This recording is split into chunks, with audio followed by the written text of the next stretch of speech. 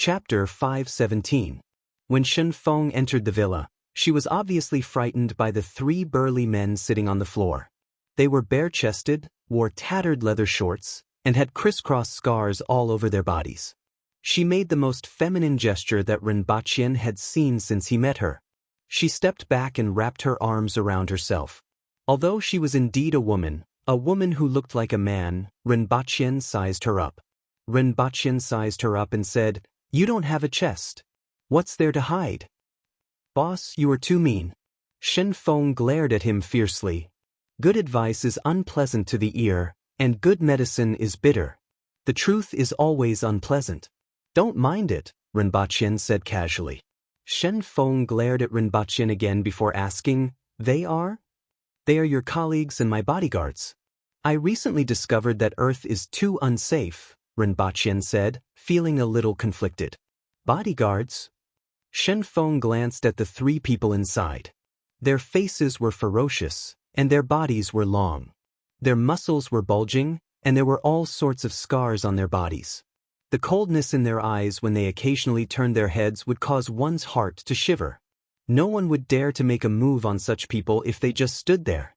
"Did you bring the plus-size clothes that I asked you to bring? Where's the tailor?" Rinpoche asked. Shen Feng turned around and brought in a few bags on the ground outside the door. Following her was a woman who looked like a young married woman. She wasn't very beautiful, but she was graceful and revealed two dimples when she saw people. "Hello, I'm Jean He from Jean He Clothing," the young woman greeted. "Well, please make some clothes for the three of them." Rinpoche waved to the three people behind him. "Come over and let her measure you." Only then did Jean He see that there were three men who looked like bears behind her. This gave her a fright, and her eyes started to shine. When the three of them stood up, their muscles bulged like a dragon swimming under their skin. Coupled with their scars, they were full of deterrence. "Sir Ren, change the way you address me." Rinpoche turned his head and glanced at the three of them. "This way of addressing you sounds weird. Just call me..." Rinpoche pondered. The Empress was the boss, but what was he? Lady Boss? "Call me Second Boss." Second Boss. Although the three of them didn't know what that word meant, they still corrected themselves in time. "Who's the big boss?" Shen Feng asked even though she already knew the answer. "Second Lady Boss." Rinpoche answered without hesitation. "You really know how to beat around the bush." Shen Feng smiled. Rinpoche also felt that it was very complicated, but he had no choice. Shen Feng could directly address him as boss. If these three were to address him as boss, how would they address the Empress in the future? Lady Boss. This title wasn't bad, and Rinpoche really wanted to hear it. But they are easy to beat up. "Stand properly. Let her measure you." Rinpoche pointed at the three of them as they stood there. Jean He took out all kinds of tools from her bag and prepared to measure them. Rinpoche flipped through the clothes that Shen Feng had brought. They were wearing jeans with extra weight, an oversized jacket, and an oversized t-shirt with all kinds of patterns. If he hung a metal chain on each of them, they would immediately transform into hip-hop singers. Clothes for this body type usually have to be custom-made. It's already not bad to be able to buy these. Shen Feng hid beside Rinpoche and spoke while paying attention to the three burly men standing there. To her, these three people were full of deterrence. Moreover, she knew some things that ordinary people didn't, which made her extremely wary of these three people. However, she still asked, "Boss, where did you find these people?" "Well, a few days ago, I went on a trip to the ravine and found a village. The people there are so poor that they can't eat and rely on primitive methods like hunting in the mountains to survive. The nation has said that those who get rich first will help the rest. The ancients also said that those who get rich will help the world. Seeing that their lives are so difficult, I recruited them to be my bodyguards. They look suitable. Even if they can't fight, it's good to put on an act to scare people." Rinpoche was full of nonsense. Shen Feng felt a toothache when she heard this. A village so poor that they can't eat? Introduce me to a place that I can guarantee that they will all be able to eat. Those who get rich first will help the rest? There's nothing wrong with this, but why does it sound so strange coming from your mouth? Also, these three people can't fight? I reckon that even a special forces soldier wouldn't be a match for the three of them. Just by looking at their murderous aura, one could tell what kind of people they were. Hey, don't touch me, it's itchy. Do you see my fist that's as big as a casserole? Do you want to take a look? One of the guards on the other side shouted, raising his fist with a look of displeasure. You have to be meticulous and measure it bit by bit. Otherwise, if you mess it up, it will ruin the reputation of my shop. How did you train your muscles? You're so strong. The guard's voice sounded like he was squeezing water out of the last two sentences. This time, it was Ren Baqian's turn to feel a toothache. He saw Jin He touching here and there. Why are you measuring people's chest muscles? Why are you touching my abdominal muscles? That guard's face turned red. Then, the two of them trembled together. That guard wanted to hit them, but Ren Baqian ordered him not to move, so he trembled. Jin He, why are you trembling? Did you find him? Ren Baqian glared at Shin Feng with an unfriendly look. Jin He Clothing Factory is quite famous anyway. I thought you wanted to make clothes, so I specially found a famous tailor for you. Shin Feng coughed twice after finishing her sentence. Cough cough. How much longer? I haven't finished measuring this one yet. What's the hurry? Jin He said as she pinched that guard's back. Quite perky. Jin He clicked her tongue in admiration. Stand still.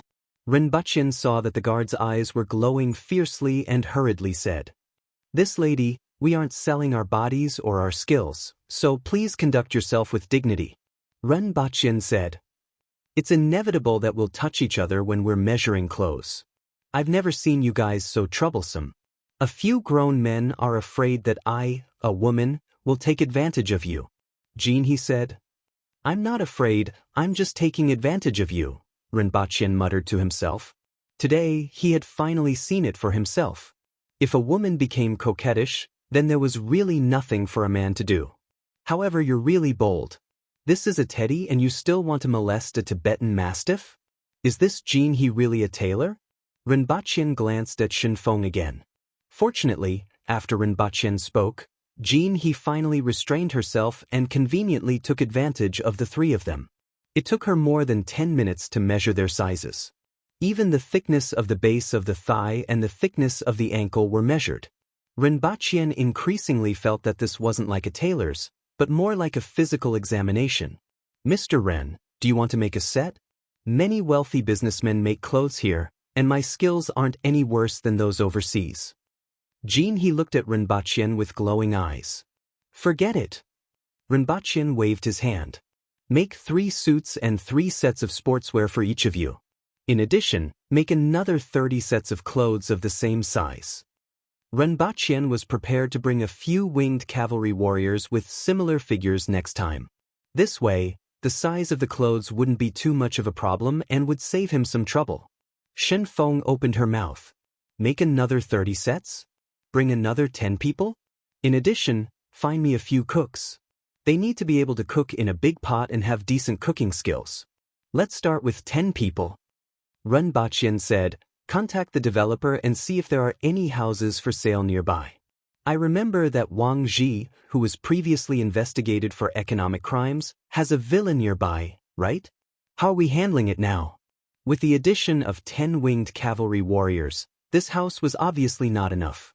Ren Baqian was going to find a villa nearby to use as a dormitory. As for money, he could get a loan anyway. Since he wasn't spending his own money, he naturally wouldn't feel bad.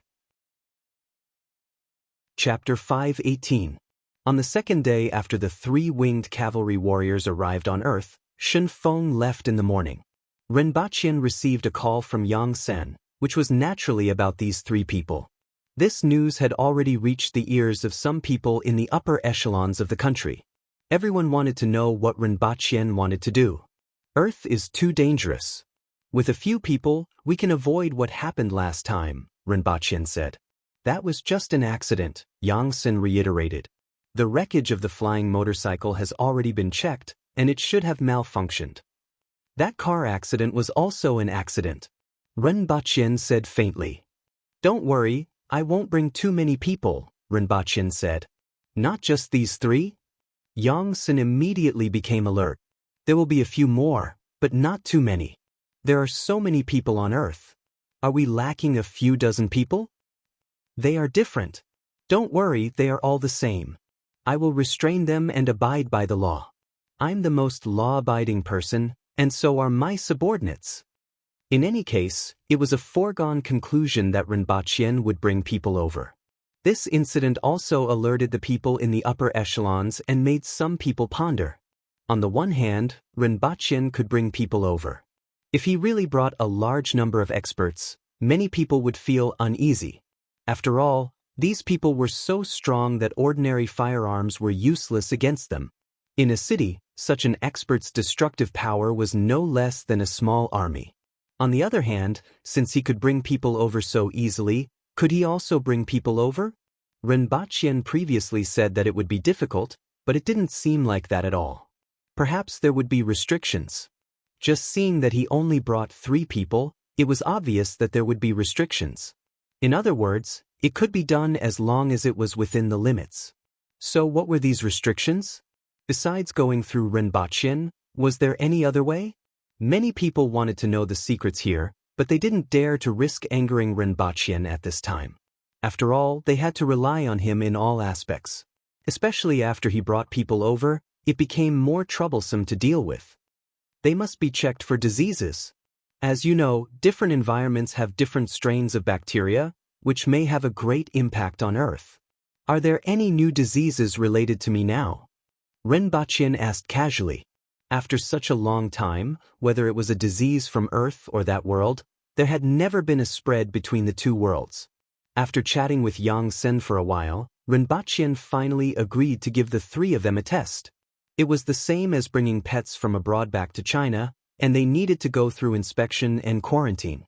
However, Rinpoche believed that Yang Sen wanted to conduct a physical examination on the 3 of them. And the facts proved that what he thought was right. The quarantine was conducted at the laboratory of the Messier 87 department. Rinpoche brought the 3 of them, who couldn't take their eyes off everything, to the Messier 87 department for a full 5 hours of various examinations.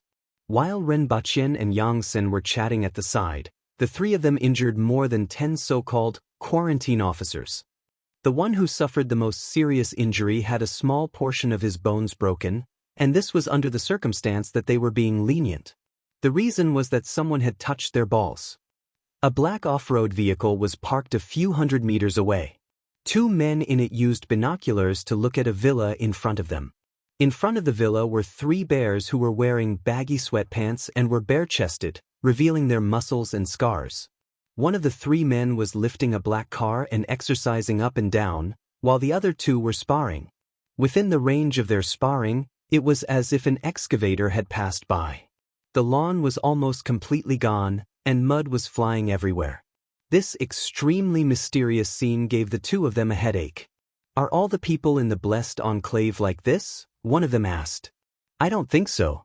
It is said that there are also civilians there, the other man replied. I always feel that this scene is like an alien invasion of Earth. Seriously speaking, it is. Aren't there aliens everywhere outside of Earth? The 2 of them observed the movements there while communicating with each other. Is the blessed enclave considered Earth or an alien planet? I feel that the blessed enclave might be on the other side of Earth. Behind us is the United States. Rinpoche stayed on Earth for 4 days and finally made arrangements for the 3 of them. At the very least, he taught them some things that they had to abide by. For example, they weren't allowed to kill people. If an outsider wanted to know the purpose of their visit, they weren't allowed to hit Shen Feng, the chef, the cleaner, the food delivery man, or the police. It was really difficult for them to understand who they could and couldn't hit in a short period of time. In the past few days, he had also recruited 5 tall and strong chefs. After all, chefs who could stir-fry in large pots were generally of good physique. Although they looked quite strong, compared to the 3 of them, they were probably like a husky and a Tibetan mastiff. After tasting the food, Rinpoche felt that the taste of these chefs was just passable. The advantage was that they could still taste passable when stir-frying in large pots. This was very important. This level of taste was enough for the winged cavalry warriors. As for a house, they hadn't found one yet, so the 3 of them could only sleep on the floor in the living room. However, this didn't matter to them. Sleeping outdoors was a common thing, let alone sleeping on a jade floor. Until now, the three of them still firmly believed that the floor was made of jade. Let me remind you again that this place is different from Daeyo. You aren't allowed to kill people here. If they aren't enemies, you aren't allowed to hit them, especially the chefs. You aren't allowed to use the chefs as fitness equipment. Rinpoche said sternly, also, I will find a teacher for you in the afternoon and evening. Don't hit him. Don't hit him. Don't hit him. Don't threaten him. If he asks you anything, just say that you have been living in the mountains and don't know anything. Don't worry, second boss. The three of them pounded their chests with their fists, making drumming sounds. Rinpoche was worried that their hearts would jump out of their throats if they punched them. That's all. I'm going back to accompany Her Majesty. Sir Ren, ask Colonel Li to help me tell Xiangyu from Jinyu Pavilion that I can only visit her in a few years. One of the winged cavalry warriors scratched his head. His name was Li Zhe. Li was a small surname in Daeyo, and Rinpoche hadn't seen many of them. Other than him, he had only seen Colonel Li Tanhua. Don't worry, I will find a good family for her. Rinpoche sneered. Oh, that's good too. That winged cavalry warrior scratched his head. She is already married. I will find someone else when I get there. Rinpoche sighed. Sometimes, talking to this bunch of idiots was like punching cotton. The next second, he disappeared into thin air with the big and small bags beside him. Some of them were skunk bombs, some were students' exam papers, and some were binoculars and infrared detectors. He also asked for some energy detectors, which were the ones that Yang Sen had brought over previously. However, he could only get them the next time he came back. Is he really gone? The three winged cavalry warriors saw Rinpoche disappear into thin air and reached out to touch him, only to feel empty air. That's amazing. That hearthstone must be a great treasure. By the way, how will the patrol be arranged? Sir Ren didn't say. 101. The loser will have to patrol at night. I'm hungry. Let the chef cook. We will fight after dinner. Yesterday's red braised pork tasted good. I exercised a little today, so I feel like I can eat more. Let him cook more. The three of them were only slightly surprised for a moment before they focused their attention on eating. Sir Ren seemed to have mentioned that someone called teacher was coming. What does he look like? Ask if anyone comes later. Views, then stay. If he isn't, then beat him out. In the afternoon, the three of them had just finished their 3-hour lunch and were reminiscing about the delicacies when the doorbell suddenly rang. Who is it? A winged cavalry warrior opened the door and looked outside with a fierce look. Sorry. My name isn't Ran. I made an appointment with the owner of this house. He said he was looking for a private tutor. A bespectacled young man stood outside the door. When he saw the burly man looking at him fiercely, his legs immediately went soft. Chapter 5:19. When Rinpoche returned to Daeyo, the first thing he did was to put up a bounty notice. Su Qing, surnamed B, identity unknown. One day, after drinking outside the city, he saw a cow and chased her. After being discovered, he panicked and fled. This person is wretched, corrupt, and guilty of the most heinous crimes. If anyone in the know reports and verifies the case, he will be rewarded with 100 taels of silver. There was a portrait of Su Qing attached. Although it didn't look like him, it was enough. Rinpoche took out the notice and handed it to Zuolang, who was also the nephew of Lingshan Sek's Zuocheng. Although there weren't many tasks assigned to them these days, Rinpoche felt that this person was quite smart and handled matters appropriately. Get someone to make a few copies and post them on the city gates of each city, Rinpoche said. Yes. Zuocheng scanned it with his eyes, didn't ask anything and left. He naturally knew about Su Qing's identity, but he didn't know about the collusion between Su Qing and Rinpoche. It was normal for Rinpoche to issue a bounty to arrest the envoy of Great Xia. However, this crime was really disgusting. If he were to be accused of such a crime, he would probably want to die. Half a day later, the bounty notice was posted in important places in Jiangbei City. After that was Wu City. After that, This wanted poster that filled people's imagination was quickly pasted to the surrounding cities. Many cities had just posted the notice, and it attracted a lot of onlookers. After all, these cities were currently in the hands of the Aboriginals. Although there were people who comforted them, they were still anxious and didn't know what would happen in the future. Therefore, as soon as the notice was posted, it was immediately surrounded by people who wanted to see what was written. What does it say? I don't know. There's a portrait and it looks like a bounty notice. No matter where one was in this world, illiterate people were the majority. A middle-aged man wearing a patched robe walked into the crowd. He coughed, and the people around him immediately made way for him. There was no imperial examination in Tianjin Basin, and there were no channels for promotion. As a result, scholars weren't very respected, and many people couldn't bear to see them studying at home every day. However, whenever this happened, it was their turn to show their skills. Mr. Jing, what does it say? Many people behind him asked. Mr. Jing's face showed satisfaction. His most glorious time was every time when he was like this. When he saw the contents of the notice, the corner of his mouth immediately twitched, and then he flew into a rage. There's actually such a person. It was a heinous crime. This kind of person deserves to die. What did he say? Everyone was curious. Damn it.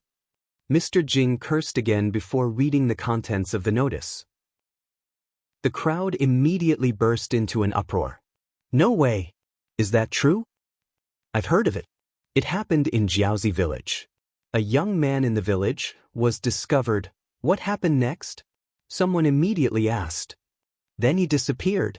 I don't know where he went. With this opening, the atmosphere became even more lively. For a moment, everyone forgot about the Aboriginals taking over and what they should do in the future. Instead, they began to discuss this matter excitedly. 2 days after Rinpoche handed the notice to Zuolang, he gathered the people from all the sects again. Everyone, what's your decision? Rinpoche sat at the head of the table and leisurely looked at everyone while holding a cup of iced Coke. Sir Ren, I'm willing to join, someone immediately stood up and answered. Me too. I'm willing to serve Dayo. Rinpoche's gaze paused on the person who said that he was willing to serve Dayo. This person was a little clever, but that was all. However, it was impossible for everyone in this world to be smart. If everyone was like an old monster, he wouldn't be able to survive. Rinpoche remembered that there were about 40 Earthwheel experts who were willing to join.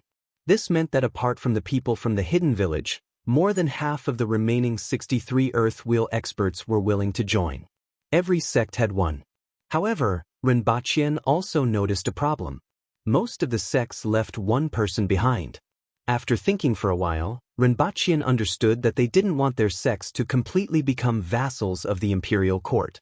The person who was left behind to carry the burden. This included the Lingshan sect.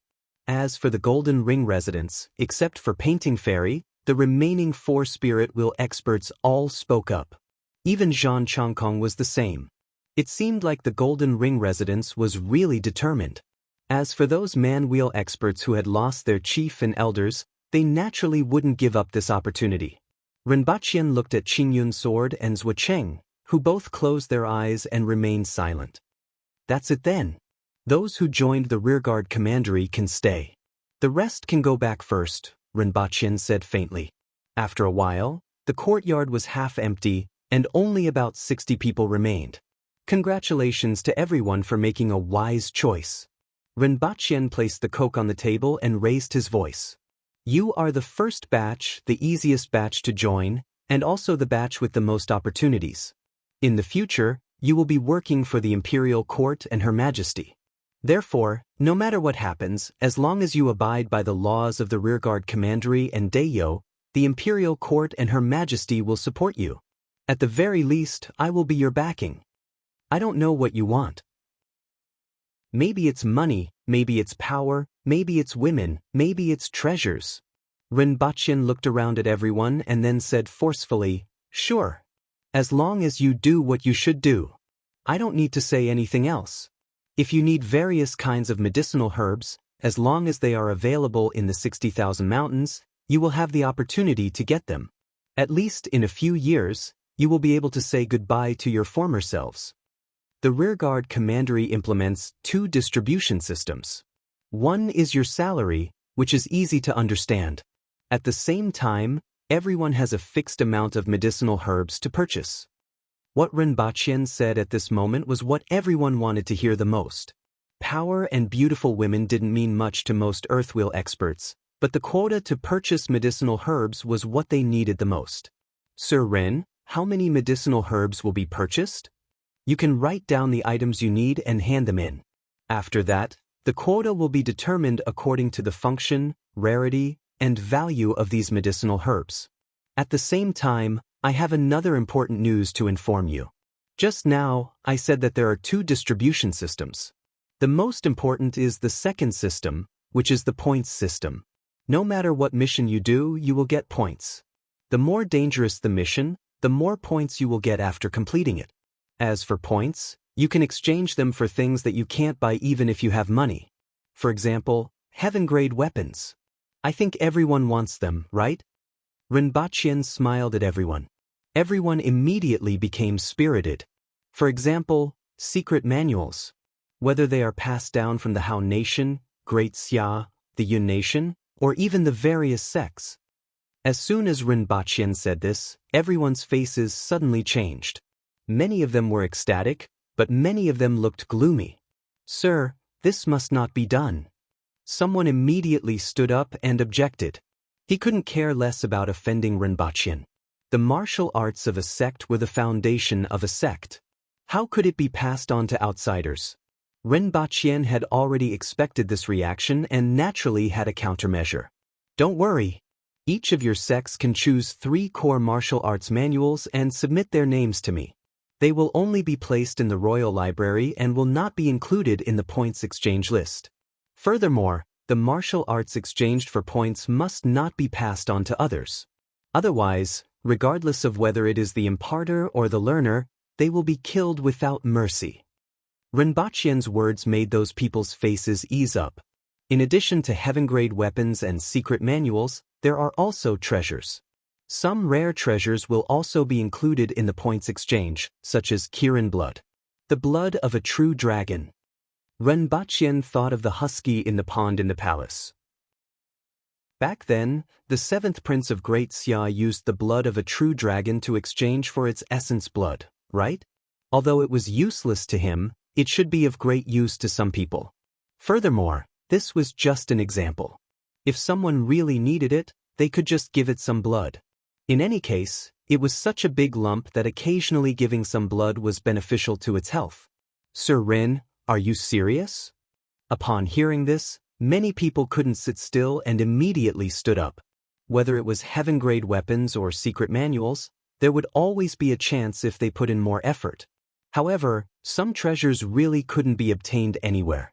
Just these 2 things that Rinpoche mentioned were enough to make many people desperate. Of course. Rinpoche laughed. There are 7 drops of the blood of a true dragon in the palace. This is the essence blood found on the corpse of an ancient true dragon, not the little worm in the pond in Great Xia. In addition to these, there are also the cloud crystals. Other rare treasures will gradually be included in this list, Rinpoche added. This time, the rest of the people couldn't sit still anymore.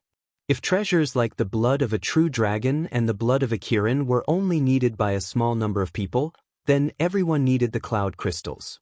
This precious mineral was obtained from the stomach of the flower eagle when Rinpoche returned from the iron mine in Mount Lupan. As long as a little bit of it was added during the forging of a weapon, the weapon would be filled with spirituality. It could be said to be a dream come true for everyone. Most importantly, this kind of thing was also very useful when a spirit wheel expert was condensing a heaven-grade weapon. Even if the cloud crystals couldn't move them, as Rinpoche had mentioned, other rare treasures would gradually be included in the list of items that could be exchanged. There would always be something that people would risk their lives for. As soon as Rinpoche explained the point redemption system, everyone couldn't sit still anymore. All of their faces were filled with excitement. Rinpoche was also very satisfied with everyone's reaction.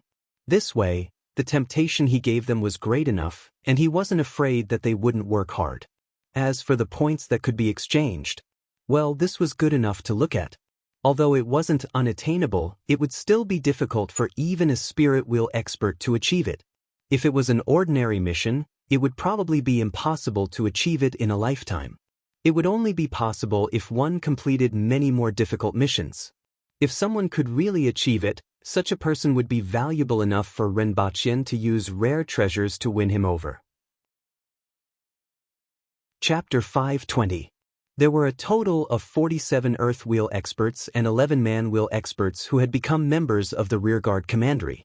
There were 58 Baihu experts. The 11 Man Wheel experts were all sect chiefs or elders who had died in the investigation of the Wang estuary. Renbachian gave them some privileges, which could be considered as a favor to the descendants. At the same time, Renbachian gave each of them a quota of 22 people. They were divided into 2 small banners and 20 tiki. As for the commander, the position was left empty as it was necessary to leave something for others. The positions of small banners and commander generally required the strength of a man-wheel expert, and the highest a man-wheel expert could reach was the position of a commander. Below the small banners were the tiki, which was considered the foundation of the rearguard commandery. Below the tiki, there was a group of non-staff personnel called the strongmen. After all, the goal of the rearguard commandery wasn't only to fight and kill, but also to monitor the local area. At this time, the rearguard commandery has just been established, so everything is simple. You'd better choose carefully among the slots I'm giving you. Don't just shove anyone in. After all, these people are your subordinates and will work for you. Their ability will determine whether you can do things well in the future and determine your future prospects. In addition, you can also recruit some strong men to assist the tiki, act as informants, or do other chores. Those who are above the tiki are considered officials, and the imperial court will naturally pay them a salary. As for the strong men, you will need to think of a way to recruit them. Go back and prepare now. Come to me in 3 days to collect your tokens. After Renbachian explained everything clearly, he let everyone leave. After everyone left, Gong Zheng scratched his head and asked, "Sir, does the imperial court have money? Didn't you just rob a fortune from Great Xia? When I came here, I heard that Great Xia and the Yun nation have cut off our salt supply. The officials in the imperial court have used that fortune to buy salt," Gong Zheng said. Renbachian nodded. He had also heard about this. After all, the empress would receive news from Gu City every 2 or 3 days and would occasionally tell him about it. The difficulties are only temporary. After we conquer the Yun nation, you can even take a salt bath if you want. Renbachian smiled. I want to see the sea. I heard that there are big fish in the sea that can feed a person for a lifetime. It's like a piece of land when it floats to the surface of the sea, said Gong Zheng with a grin. I want to see it too. Even though Renbachian felt that he was talking about whales, he couldn't say for sure. The animals in this world were larger and more ferocious than those on Earth. For example, pandas ate bamboo on Earth because of the environment. In this world, they ate bamboo because they were at the bottom of the food chain. Other than eating bamboo, they probably couldn't even beat a rabbit. If it's like this on land, then the marine life in this world should be even more spectacular. That night, Renbachian and the Empress were enjoying the shade in the courtyard.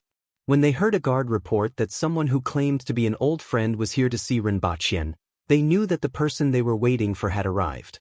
He asked someone to bring him to the front hall. Sure enough, it was Su Qing. When Su Qing saw Renbachian, his face started to twitch. His facial expression alternated between black and green as if he had eaten a mouthful of hot feces. In fact, his experience was no different from eating a mouthful of hot feces. When he saw the arrest warrant, he almost spat out a mouthful of blood. He even had the thought of fighting Renbachian to the death. If this matter were to spread back to Great Xia, he would really become a laughing stock. He was a famous handsome man in Great Xia. Many girls in the brothels were jealous of him for a second look. At this moment, he had become a pervert who had sex with a cow after drinking in Dayo. Even if others didn't believe it, they would definitely use this matter to mock him. It was simply too vicious to destroy someone's reputation. After staring at Renbachian for a long time, he saw that he was still drinking tea, as if nothing had happened. Finally, like a resentful wife, he complained, "Sir Ren, why do you have to do this? You forgot to leave your contact information last time," Rinpochen said unhurriedly. Rinpochen said unhurriedly, "Look, you appeared in front of me so quickly. This means that this method is quite effective." Speaking of this matter, Su Qing's face twitched even more. After a long while, he sighed and said, "You have seen the person. Tear down those arrest warrants." Then he asked, "What exactly do you want from me?" "Send some things to the palace of Great Xia," Rinpochen said faintly. Su Qing's expression immediately became serious. "I do have a few people in the palace, but they can't do much. Their main job is to gather information. The power in the Great Xia Dynasty Palace is much stronger than you think. It's not that serious.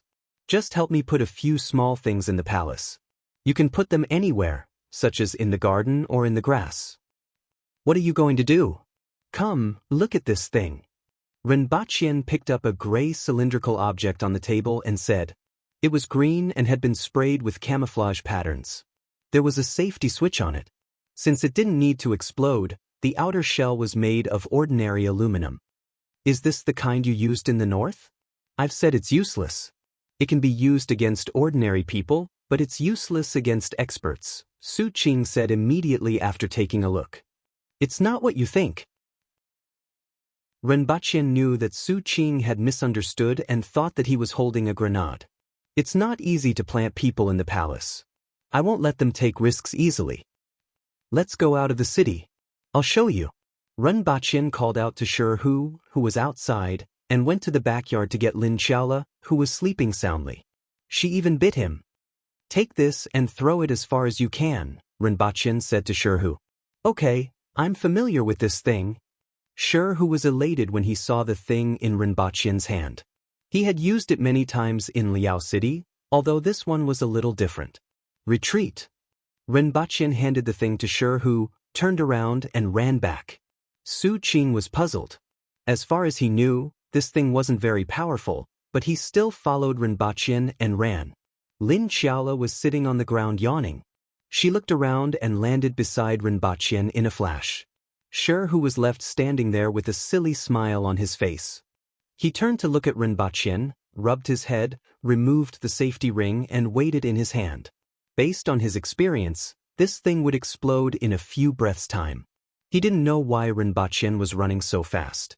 The next second, his face turned green, and a pungent smell that made it hard for him to breathe filled his nostrils. His chest and head felt as if they had been hit by a sledgehammer, causing him to see stars. He couldn't even breathe, and his lungs felt like they were being squeezed tightly. Chapter 521. Don't come over. Rinpochen's face changed when he saw Shi Hu running in his direction. He quickly pointed in another direction and shouted. He had a deep understanding of the persistence of this stench. Shi Hu had just come over, and even if he was closer to Rinpochen, he would still be covered in the stench. Rinpochen would never forget the previous experience. As such, he quickly shouted when he saw Shi Hu running in his direction. However, it was too late by the time he shouted. The speed of an earthwheel expert wasn't something he could compare with, even if he had a head start of 100 meters. Shi Hu swept past him like a gust of wind. With a wave of his sleeves, he did not take away a single cloud, only leaving behind a stench that made people want to faint. Rinpochen's face immediately turned green. Rinpochen quickly ran to the side to vomit, and Lin Xiaola had already run away as if she had seen a ghost. Only Su Qing, who didn't know what was going on, suddenly smelled the smell of old feces that had been sealed for 100 years mixed with something else. It made his chest tighten, and his vision blacked out. He suddenly staggered and almost fell to the ground. Rinpochen and Su Qing vomited on both sides. "You want me to bring this thing to the palace?" "This is just the aftermath. It's not even a tenth of its true power. Go to the center and smell it." "You are crazy. You just want to discuss Xia Bailong, but you don't have to do this, right?" "I prepared 1,000 of them for Xia Bailong. As long as you can put them all in the palace, I guarantee that Xia Bailong will immediately move the capital." The two of them retched for a long time before recovering a little and gathered together to talk. As a result, when they stood together, both of them showed a look of disgust. As they stood together, the stench became even stronger. Your request is impossible. Even if you bring this thing into the palace, it will be discovered immediately if you use it. Su Qing pinched his nose and looked at Rinpochen with an ashen face. He looked at Rinpochen as if he was looking at Ultraman. The things that could explode on the battlefield with Great Xia were created by him. There was also the poisonous gas from before. Now he made this thing. This person was really unusual. Thanks to him, Rinpochen suddenly realized that sometimes the stench was more deadly than the poison. I have a way to make this thing explode on its own at a predetermined time. Rinpochen's face turned green. He pinched his nose and stood there with a look of disgust. He didn't forget to fan the air with his hands even though it was useless. Is it reliable? Su Qing asked with a frown. If that was the case, it would still be feasible. I can at most extend it for 24 hours, but that would be too easy to be discovered.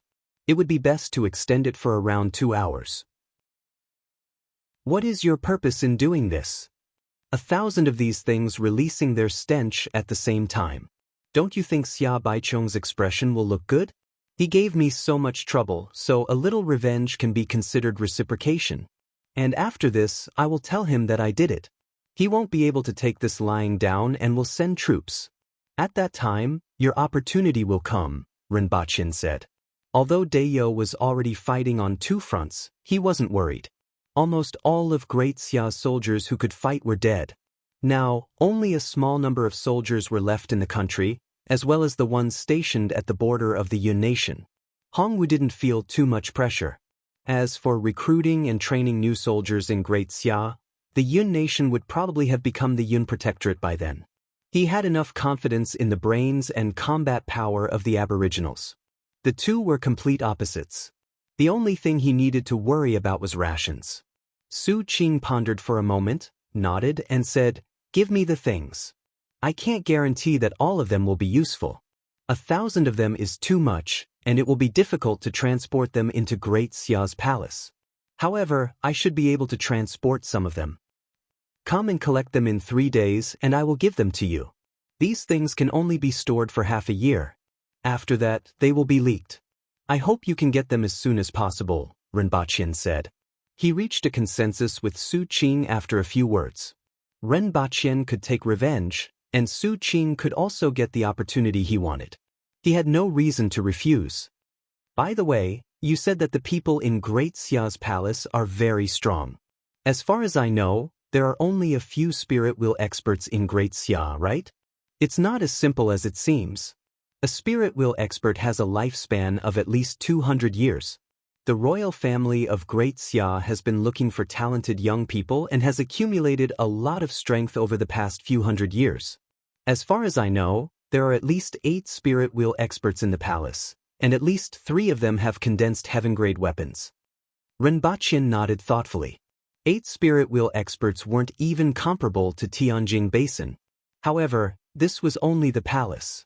If the entire Great Xia was included, there would be at least 100 spirit wheel experts. The more people there were, the more experts there would naturally be. Fortunately, most of the spirit wheel experts occupied their own territories and ignored Xia Baichong. Come and find me in 3 days. Rinpochen nodded at Su Qing and turned to walk toward Jiangbei City. Stay away from me. I will give you half a month off. Don't let me see you during this time. Rinpochen's face immediately turned green when he saw Shihu approaching him. Shihu looked aggrieved. Wasn't he the victim here? Who told you not to make it clear? He thought it was the same thing as in Liao City. On the way back to the residence, people and animals scattered everywhere they passed. Zuolang and the others saw Rinpochen return and came over to greet him. However, their expressions immediately changed and they took a few steps back. They were too familiar with this feeling. Those days simply made them want to die. Greetings, Sir Ren. The 6 of them were reminded of the tragic memories of those days, and their expressions became extremely strange. It's all right. Step back. Rinpoche waved his hand and walked across the courtyard to the Empress's door. She was still watching a television series. Your Majesty, I just met Su Qing and he has agreed. Xia Baichong has given us so much trouble, and we can finally return the favor. Rinpoche stood in front of the door and smiled. The Empress turned to look at him and rolled her eyes. Her charming and moving gaze made Rinpoche's heart restless. Why are you standing so far away? I'm afraid that your Majesty will dislike me. Why are you so weird today? Come over. The Empress didn't take it seriously. I'll go over then. Rinpoche was a little dispirited as he strode into the house. However, just as he took 2 steps in, the Empress frowned, and her expression changed drastically. She struck out with her palm, and Rinpoche felt his body fly backward uncontrollably. Your Majesty, you said that you won't dislike me. You didn't say that your body stinks. The Empress said with a cold face, why are you covered in it again? Rinpoche felt that he was quite unlucky and told her what happened just now. Oh, I see that you have been working too hard these days, so I'll give you a few days off. Go back to Earth and rest for a few days, the Empress said. Rinpoche was speechless. Retribution came quickly. He had just given Hu a day off, and the Empress immediately gave him one. Your Majesty, have a good rest. Rinpoche looked at the Empress resentfully, went out, and called 3 winged cavalry warriors to stand there. He ordered them not to move and brought them back to Earth with him. I'm a little bee, flying among the flowers. Pow! Boom! As soon as Rinpoche returned to Earth, he heard noises coming from nearby. He turned around and saw 3 winged cavalry warriors playing a finger-guessing game. One of them slapped someone, and the other was plastered to the wall. What are you doing? Rinpoche's face darkened. Hello, Lady Boss. The 3 of them immediately stood up and bowed. Chapter 522. Shenfeng. Rinpoche gritted his teeth when he heard the name of the culprit. This B** starred. She was the one who taught the Lady Boss. She was also the one who taught the finger-guessing game. Although Rinpoche was well aware of her identity, she was a little too daring.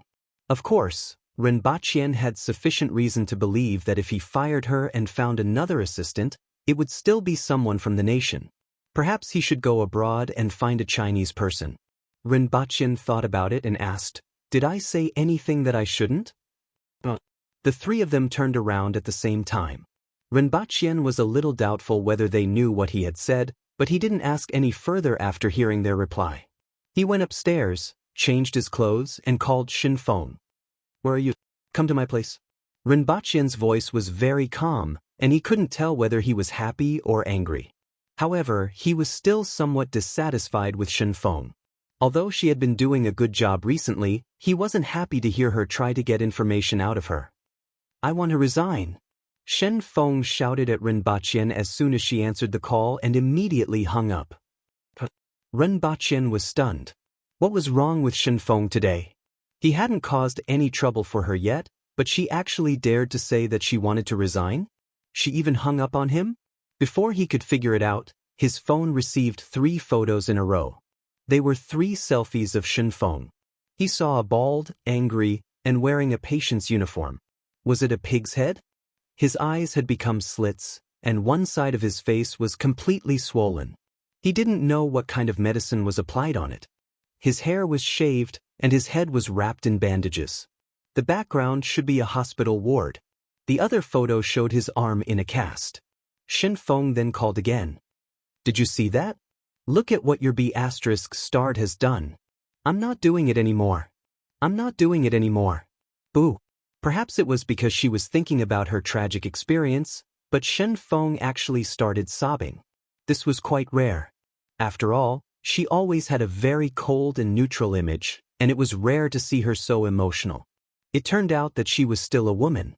Rinpoche was a little puzzled. Was this caused by the 3 idiots below? Have a good rest first. I'll give you a month off. He hung up the phone, ran downstairs, and saw that the 3 winged cavalry warriors who had arrived earlier were showing off to the other 3 about the things in the room. Did you guys beat up Shenfeng? Rinpoche asked with a black face. How many times have I reminded you? The three of them shook their heads in unison. Not yet? Ren Baqian looked at the selfie that Shen Feng had sent and asked, how did she become like this? Play little B. She's the one who suggested it. You can't blame us, the three of them immediately said. Ren Baqian suddenly thought of the scene he saw when he just returned. You guys play one more round. B. Fly among the flowers. The three of them used rock, paper, scissors at the same time, and then, puff, the other two slapped one of them to the wall. That's it. She suggested it. I didn't expect her to be so fragile. As expected, Ren Baqian was a little speechless. Shen Feng brought this upon herself, right? A sin caused by heaven could be forgiven, but a sin brought upon oneself was the hardest to bear. Ren Baqian thought for a while and warned, don't miss your patrol. If anything happens to Her Majesty's temporary imperial residence, no one can protect you. This wasn't Dayo, and he wasn't prepared to let these people behave like they were in the military. Speaking of which, as long as it wasn't during war, they would probably behave the same way in the military. Understood. The three of them were originally worried that Ren Baqian would reprimand them, but they were overjoyed when they heard this. How's your learning these days? Ren Baqian asked. Those chefs are good people, and I learned a lot from them, the three of them said. Chefs? Where's the teacher I found for you? Ren Baqian was puzzled. I didn't see the teacher. Didn't come? Ren Baqian took out his phone and looked at it. Sure enough, there were 2 calls from the tutor he found previously. He immediately called back. Then, the other party immediately hung up. Ren Baqian's face immediately turned black. What was going on today? He called again. This time, the other party picked up and said rather coldly, Sir, what else do you want? Why didn't you show up at the appointed time? Are you serious? I went, but I was chased away. Although I'm not as rich as you, there's no need to tease me, right? I'm just a student, and I'm not used to these things. After finishing his sentence, he hung up the phone. Who came after I left? Ren Baqian turned to look at the winged cavalry warriors and asked with a black face. There was a skinny and weak little guy who said he was a tutor. Sir Ren, you instructed us to chase him away except for the designated people. So, I chased him away. Ren Baqian was speechless. I'm not angry. I'm not angry. I'm not angry. Ren Baqian muttered as he held his head. If he were to get serious with these idiots, he would lose. The 3 of you can tell them about it first. Ren Baqian waved his hand, drove to the entrance of the university, and stuck a piece of paper on the car window. Looking for a tutor with an hourly salary of 200 yuan. Requirement, honest. Many people saw this scene and immediately became interested. An hourly salary of 200 yuan was considered pretty good for part-time students. A one-on-one high school student's hourly salary was generally only about 100 yuan. Needless to say, Ren Baqian wasn't looking for a 985 university, but a 211 university. However, Ren Baqian didn't specify primary, secondary, or high school, and he didn't specify any subjects. This made people feel a little uncertain. Some people even suspected that he was a scammer. After all, most of the things that seemed to be very advantageous were actually scams. After a long time, a bespectacled, plainly dressed boy who looked a little thin and weak walked over and knocked on the car window. Excuse me, what kind of tutor are you looking for? The boy asked. I'm a first-year student here and have just passed the college entrance examination. You, get in the car. Ren Baqian sized him up and said after seeing that he was quite honest. Don't worry, your standard is good enough to teach. I don't need a high standard, I just need to be honest enough. The boy hesitated for a while. This price was quite attractive, and he could get into the car at the entrance of the university where the surveillance cameras could see it. There shouldn't be a problem. At the thought of this, he got into the car. Ren Baqian said as he drove, I only request that you teach me Chinese, the simpler the better. Then, teach me some general knowledge. The boy was a little surprised. Some children have been living in the mountains and don't know anything about the outside world. I need someone to help them understand these things, Ren Baqian said. It was better to bring the boy over first. If he took out the photos of the winged cavalry, he reckoned that no one would dare to go. In fact, after interacting with the winged cavalry, one would know that even though they looked a little scary, they weren't considered bad people. After hearing this, the boy finally felt a little relieved.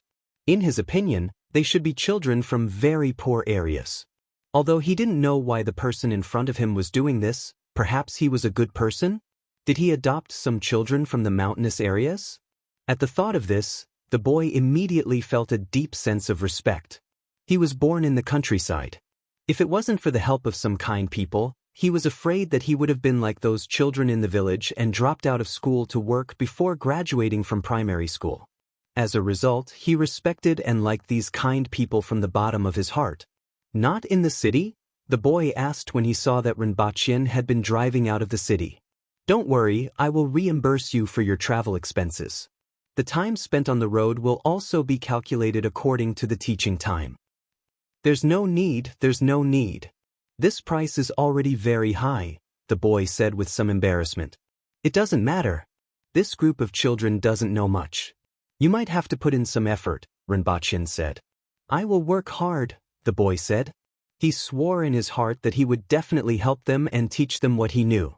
It wasn't just for the salary, but also because they had the same background as him.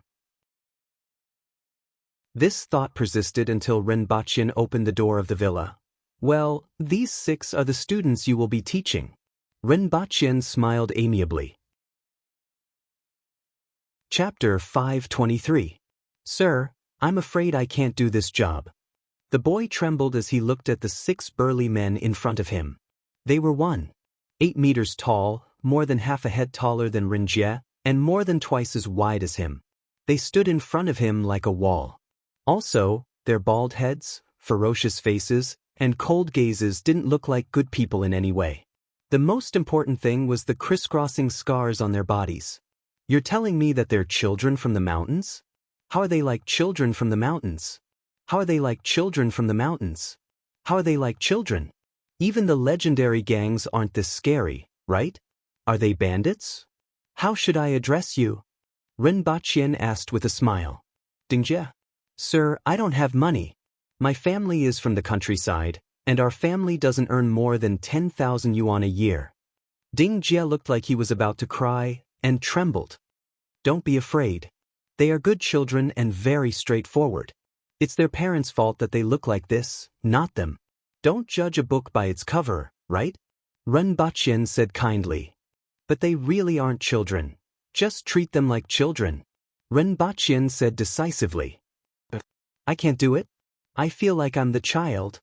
Dingjie clung to the door and shivered like a quail being targeted by a pack of wolves. However, Rinpoche had already closed the door before he could do so. He now felt that he was really unlucky today. Previously, he thought that the smiling young man beside him was a good person worthy of respect. Now, he just wanted to give him back his respect. Let him go while you're at it. 300 yuan an hour. Don't worry, we are all decent people. I'm also a state employee and have a certificate. These people have been living in the mountains and are all hunters. The scars on their bodies are from hunting, and they would starve to death if they didn't hunt. They know very little about the outside world, and I don't have that much time to teach them, so I found a teacher for them. The country has said that those who get rich first will lead those who get rich later. At least spiritually, you are the first to get rich, so you need to lead those who haven't gotten rich yet. Rinpoche continued to smile and even took the initiative to increase the salary by 100 yuan. Dingjie was struggling between the high salary of 300 yuan per hour and the threat of the bandits in front of him. 300 yuan an hour, and only 3 hours a day. That would be 10,000 yuan a month, which was equivalent to his family's annual income. For him, this amount of money was enough to change the fate of his family. I don't do anything illegal, Dingjie said cautiously. Don't worry. We are all decent people. I'm a government employee. Do you want to see my proof of employment?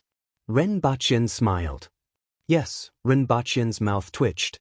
This child really had no EQ. However, this child was rather honest and didn't have any schemes. It would be a good idea to let him teach these winged cavalry warriors. He would be much better than the others. Have a seat first. Rinpoche pointed at the sofa and went upstairs to get his ID. When he came down, he found Ding Jie sitting there awkwardly with his hands on his lap and his head almost burrowing into his pants. In front of him, there were 6 burly men staring at him with wide eyes. Well, don't worry. They just look scary. You don't have to be so restrained. Rinpoche threw the ID on the table. Ding Jie looked at the contents of the ID, looked at Rinpoche, and carefully examined the ID. In the end, he couldn't distinguish whether it was real or fake, but he was more or less relieved. It was about the size of a fingernail. He will be your teacher from now on and will be responsible for teaching you some basic knowledge. If you don't understand anything, you can ask him. Remember to respect him. Don't beat him, scold him, threaten him, or use him as fitness equipment. Rinpoche said to the 6 winged cavalry warriors. However, Ding Jie trembled with every sentence he said. He was constantly doubting whether his decision was right or wrong. Got it, lady boss? Got it, Sir Rin? The 6 men became 2 voices. Call me second boss. Rinpoche's face darkened. Whoever calls me lady boss again, I will strip him naked and hang him on the flagpole. You can start now. You can come whenever you have time, Rinpoche said to Ding Jie. As for the money, I will transfer 35,000 yuan to you first. 30,000 yuan will be your tuition fee for 100 hours, and 5,000 yuan will be your travel expenses during this period. Rinpoche wasn't worried that Ding Jie would run away after taking the money. He didn't have the guts. It didn't matter if he had the guts. Rinpoche would show him what it meant to rule the country by law. Rinpoche asked for Ding Jie's WeChat number, transferred the money, and went upstairs. After a while, he came down and found that Ding Jie had adjusted his emotions and was resisting his fear to ask the winged cavalry warriors. At the very least, he wanted to know what these people knew. His conclusion was that this group of people really didn't know anything. As expected, this group of people came from a mountain village that had no contact with the outside world and made a living by hunting. Regardless of whether it was true or not, he could only tell himself that it was true. After staying in the villa for 3 hours, he got up and bade farewell when the sky was getting dark. Since Rinpoche had already transferred the money to him, it wasn't difficult to book a taxi. However, he still walked down the mountain to take the bus and tried to save every cent. Ding Jie, you found a part-time tutor? 200 yuan an hour? How is it? Is it reliable? Is it a scammer? Ding Jie was questioned by a few of his roommates when he returned to the dormitory. After all, 200 yuan an hour wasn't a small amount for students. In fact, many people saw it at that time, but many of them felt that it was a scammer. In the end, Ding Jie was the first to ask, and it actually succeeded. After Ding Jie left, there were even more people who believed that he was a scammer who specialized in scamming rural students who didn't know anything. As a result, there were people who questioned him the moment he returned. Some of them were kind, but there were also people who were waiting to see him make a fool of himself. Ding Jie didn't mention anything about increasing the salary to 300 yuan an hour. He just squeezed out a smile and said, "It's quite reliable." He thought to himself that it would be better if those people looked like normal people. He didn't even know if he had really profited this time because those people always made him feel afraid. Really? Is it a weekly or monthly knot? Be careful, his roommate warned. I have already paid a sum of money in advance. It's enough for a few days, Ding Jie whispered. Ding Jie whispered. He was truly grateful to Rinpoche for this. This sum of money was too important to him. How much? Someone asked curiously. Ding Jie didn't have much contact with people and didn't know how sinister people were. He raised his hand and gestured 3,000 yuan? This person is quite generous.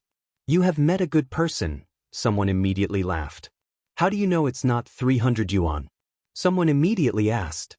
Ding Jie has been gone for a few hours this time. 300 yuan might not even be enough for today's lesson. He just said that he paid a sum of money in advance, so it should be at least 3,000 yuan, right? Ding Jie, am I right?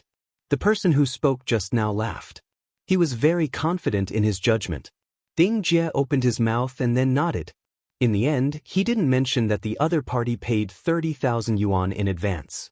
However, This still made several of his roommates envious. After all, only a small number of people were rich. When they first entered university, many students had the idea of becoming tutors to earn some pocket money, but they couldn't do so for various reasons. No one expected that Ding Jie, who was the most inconspicuous, would find such a good part-time job. The next 2 days were weekends. Ding Jie left school early, took the subway and bus to the foot of the mountain, and then walked to the villa for lessons. Although Ren Baqian said that even the time spent on the road would be counted as class time, he didn't want to and didn't dare to do so. After 2 days, he could finally look at these 6 people calmly. Although they looked like bandits, they were very straightforward and weren't as ferocious as he had imagined. Except for a few things that made him feel uneasy. For example, when he went there, he saw them lifting up their cars to exercise. Or, they fought in the courtyard like in the movies, punching a big hole in the ground with one punch. Or, they could eat 120 people's meals in one meal. Who exactly were they? No matter how stupid he was, he knew that there was something wrong with their identities. However, he didn't dare to ask and could only pretend that he didn't see anything. Ren Baqian was very satisfied with his performance. Do well. There are other jobs waiting for you if you do well. However, you have to remember that you are being paid by me. As long as it doesn't violate the law, you can't reveal anything about me here to anyone, including certain state agencies. If there are any problems, you can ask them to look for me. If I find out that you have leaked anything about me here, Huangpu River will welcome you with open arms. As Ren Baqian spoke, he released his imposing aura. After all, he was second only to the Empress in Deyo. Apart from the Empress, he came into contact with various top experts or generals in the army every day. The imposing aura that was imperceptibly cultivated wasn't something that ordinary people could resist. After hearing Ren Baqian's words and being pressured by his imposing aura, Ding Jie immediately sweated profusely and nodded like a chick pecking at rice. Well, I'm going on a mission. If you have anything to say, you can tell me when I come back. Ren Baqian nodded with satisfaction. He liked this boy who didn't mix with others.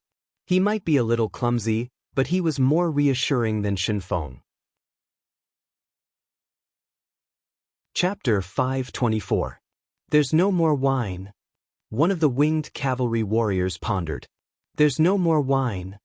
Another person tipped the bottle down, and a drop of wine dripped from the bottle. We could have drunk for a few more days.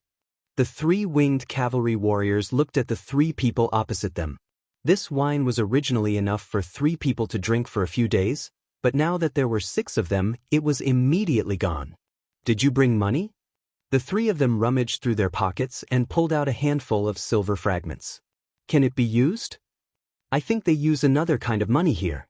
I've seen them take it out before. What should we do? Shall we go to the back of the mountain to hunt some prey to exchange for wine? There isn't anything big on this mountain. I have already circled around. The winged cavalry warrior who had arrived earlier had a solemn look on his face. The 6 of them stared at each other for a long time. Find someone to borrow it from. We'll return it to him after we get his salary. The next day was Wednesday. Ding Jie had no classes in the afternoon, so he went to the villa again. As soon as he entered the house, he was surrounded by 6 people. Ding Jie said in a trembling voice as he looked at the 6 brown bears with ferocious eyes around him. There's no more wine. I didn't either. As soon as Ding Jie finished speaking, he felt the air around him turn colder. I'll go buy it. Ding Jie said with a long face. I'll pay you back when I get my pay. The 6 of them said. After all, it was not good to rob this bean sprout's money. It felt like they were robbing a child's candy. After a while, drink. I don't know how to drink. I'll drink. Ding Jie put on a long face and drank a third of the cup in one gulp. He immediately felt as if a knife had slashed across his throat.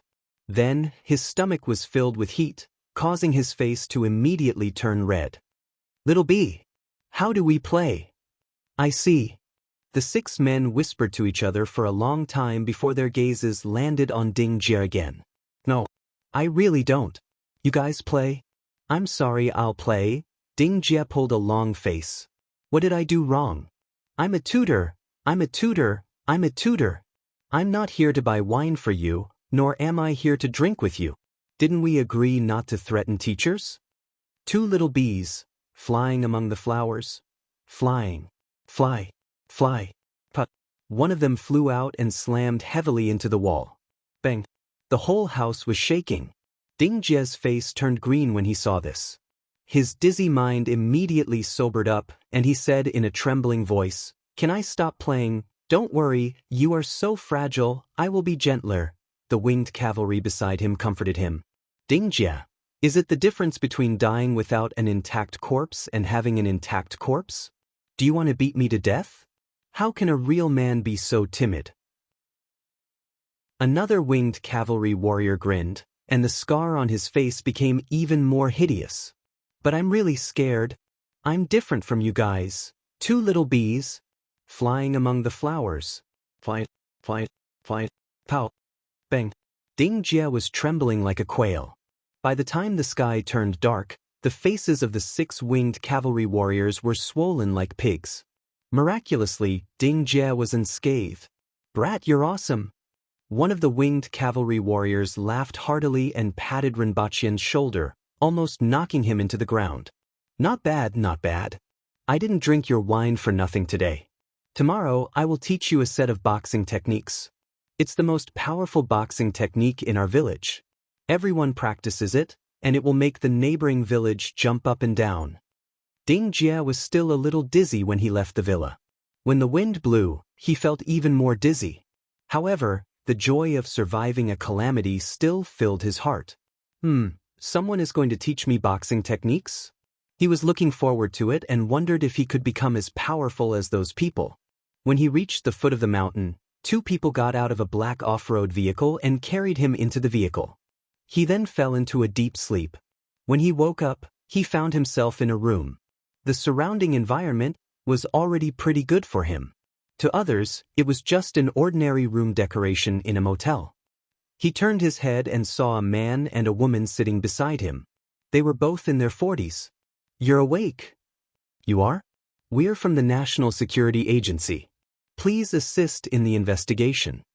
Upon hearing about the National Security Agency, Ding Jie felt as if he had been struck by lightning.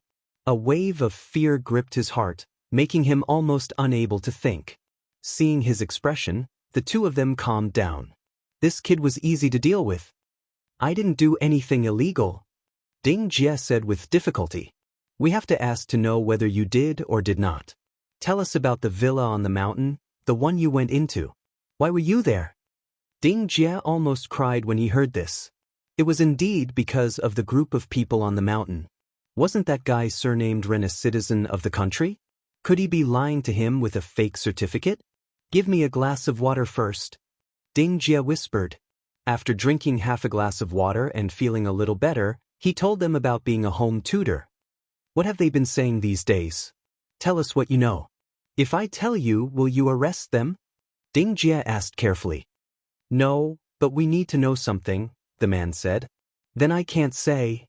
Ding Jie immediately shook his head. Ding Jie's reaction stunned the 2 of them.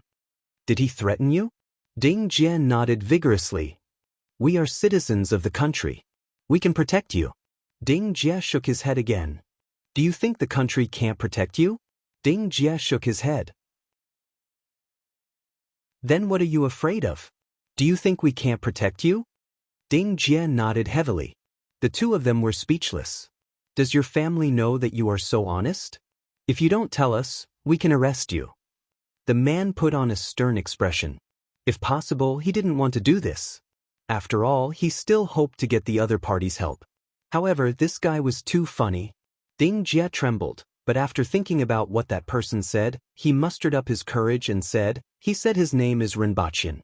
If you need anything, you can look for him. Miss Qing Yuan, where's Her Majesty?" Rinpoche had just returned to Dayo and went to the Empress's room to greet her, but she wasn't there. Her Majesty drank some wine just now and said she was bored. "She went out for a walk," Qing Yuan said while wiping the table. "How long has she been gone?" Rinpoche nodded and threw a bag of white rabbit creamy candy to her. "Less than 4 hours," Qing Yuan said with a smile. Get someone to inform me when Her Majesty returns. Rinpoche smiled and left. In the past, there were always various dramas of emperors wanting to leave the palace and various ministers admonishing them. This didn't exist for the empress. As long as she didn't go to the Great Xia Palace for a walk, it was fine.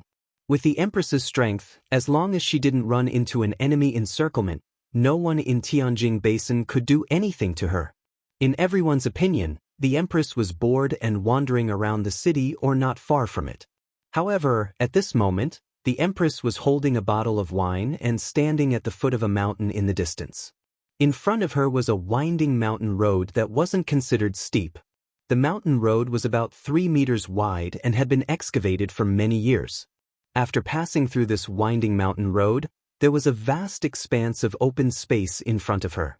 3 surging rivers were lying on the ground like 3 huge dragons sleeping soundly. This was the origin of the name Wang Estuary. Back then, when the Han nation was powerful and prosperous, many literati left their writings here. The empress looked at the mountains in front of her, drank a mouthful of wine, and floated like a fairy. Rinpoche's movements were too slow. After staying in Tianjin Basin for too long, she wanted to return to the palace. She heard that there were a few experts here. If she killed them, the advancement of the army would be much faster. The empress's face was slightly red, and she looked a little tipsy. She shook the wine bottle, which was still half full. With a light tap of her feet, the scenery on both sides quickly moved backward. There were a few sentries in the forest in the distance. When they saw a woman in red standing in the distance, they were hesitant about whether to issue a warning. After all, the other party was only one person, and they were afraid of making a fuss over a minor issue. In the blink of an eye, the woman disappeared. Subsequently, a gust of wind swept past the sentries. An astonishing aura rose from the forest. An old man sitting at the top of the mountain suddenly opened his eyes, and a cold glint flashed in his eyes. This aura, is it a challenge? It's somewhat familiar. Is it Qi Xiao? The old man's face changed. His body blurred, and he appeared on a big rock as he looked down the mountain. It's Qi Xiao. A figure appeared beside him. What should we do? Retreat. Both of us aren't her match, and she won't do anything to those ordinary soldiers. But there are still our disciples. She won't do anything to them. Let's go. It will be too late if we don't leave now. Following their conversation, many people in the mountains looked up and saw a red figure emitting an astonishing aura leaping up from the forest and heading straight for the mountain peak. I'm getting tired of this. All of you, quickly come down and die. The empress took advantage of her drunkenness and let out a long whistle that shook the wilderness. All the birds and beasts in the mountains lowered their heads. Chapter 525. Rinpoche sat on a chair and opened the box next to him. Inside were black tokens that were decorated with fish-dragon patterns. On the front were 3 blood-red words, Rearguard Commandery, and 2 red words, Baihu, were written on the back. The tokens were only the size of a palm, weighed about 2 ounces, and were completely made of alloy. Each of your tokens is also proof of your identity. When you meet people from the court and the rearguard commandery, show them first to prove your identity, Rinpoche said as he distributed the tokens. When everyone received the tokens, they found that they were extremely exquisite and had fine lines. There were no traces of carving at all, and they couldn't be imitated. Rinpoche watched from above as everyone put away the tokens and said, "There are 2 tasks for everyone to complete." "Please speak, sir," everyone immediately said. Now that everyone had received their tokens and their identities had been confirmed, they could only listen to what Rinpoche said. Rinpoche never said that the rearguard commandery was a city gate that could be entered and exited at will. From his previous methods, everyone could guess what would happen to him if he wanted to withdraw from the battle. Rinpoche got up and opened the box next to him. He took out a few binoculars and handed them to everyone. "Try it." Everyone took the strange thing from Rinpoche and asked after a while, "Sir, how do we use this thing?" Rinpoche picked one up, put it in front of his eyes, and took a look outside. Everyone immediately understood. One of them put the binoculars in front of his eyes and looked outside the courtyard. He suddenly exclaimed in surprise, and his expression changed. It wasn't just one person, but several people in succession. Through this thing in their hands, the distant courtyard wall seemed to be right in front of them. The little damage on it, as well as the weeds sticking out of the wall, could be seen clearly. "Senior Chi, what's wrong?" someone asked in a low voice. These were all earthwheel experts who wouldn't easily be surprised by anything. At this time, they were surprised with such a thing, which puzzled others. "Look." Senior Chi handed the binoculars to him. The others used the binoculars to look at things in the distance. Some even used the binoculars to look at the people opposite and were shocked. On the opposite side of the binoculars were two dark holes full of weeds. After taking a few steps back, they realized that they were actually nostrils. Everyone passed the binoculars to each other and took a look. When they looked at this thing again, their eyes were filled with amazement. Although this thing couldn't increase one's strength, it was very useful. This is a telescope. As long as it's within sight, everything can be magnified 10 times, which is equivalent to getting closer by 10 times. Even objects the size of insects in the distance could be seen clearly with this thing. In addition, there's another thing called night vision. It can see the human body in the distance at night. No matter how well it's hidden, it can be found immediately. I need a few people to investigate the movements at the Wang estuary. They don't need to get close. They just need to monitor the other party's arrangements. With these two items, I can ensure my own safety to the greatest extent. "Sir Ren, I'm willing to go," someone immediately said. Everyone knew in their hearts that working for the imperial court was not something they could do as they pleased. Even in the sect, it was impossible. For the first mission, Rinpoche allowed everyone to register themselves. Those who took the initiative would definitely have a higher position in his heart. The binoculars and the so-called night vision goggles had increased their safety to the maximum. Everyone present was an earthwheel expert. As long as they weren't surrounded, it wouldn't be difficult for them to escape. If they didn't fight for such an opportunity, there was no point in joining the rearguard commandery. "Sir, I'm willing." Everyone spoke up one after another. Some addressed themselves as I, some as subordinate, and some as Chen and Cheng. For a moment, it was a little chaotic. A total of more than 20 people volunteered. "Let's do it this way. You guys go to the Wang estuary and Ghost Ridge to investigate the situation. It's best to figure out the composition and arrangements of the people there." Rinpoche smiled. After thinking that these people used to be practitioners and didn't know much about military affairs, he said, "The number of people on the other side depends on their cooking.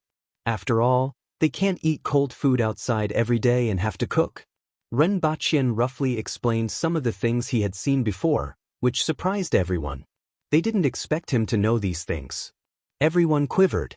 They would never forget those few days in this lifetime. "As for the rest of you, I have another task for you. How is the recruitment of Tiki going?" "I've found the manpower." "Well, send people to the cities in the north, a total of 37 cities. There must be at least 10 people in each city to monitor the situation in each city. Report to me immediately if there are any bad movements. If anyone colludes and plots against us, kill them without mercy. At the same time, recruit strong men in the cities and hide in each city to investigate all kinds of news. Not only now, but even in the future, you have to be clear about the slightest movement in each city. After that, you will be assigned a jurisdiction.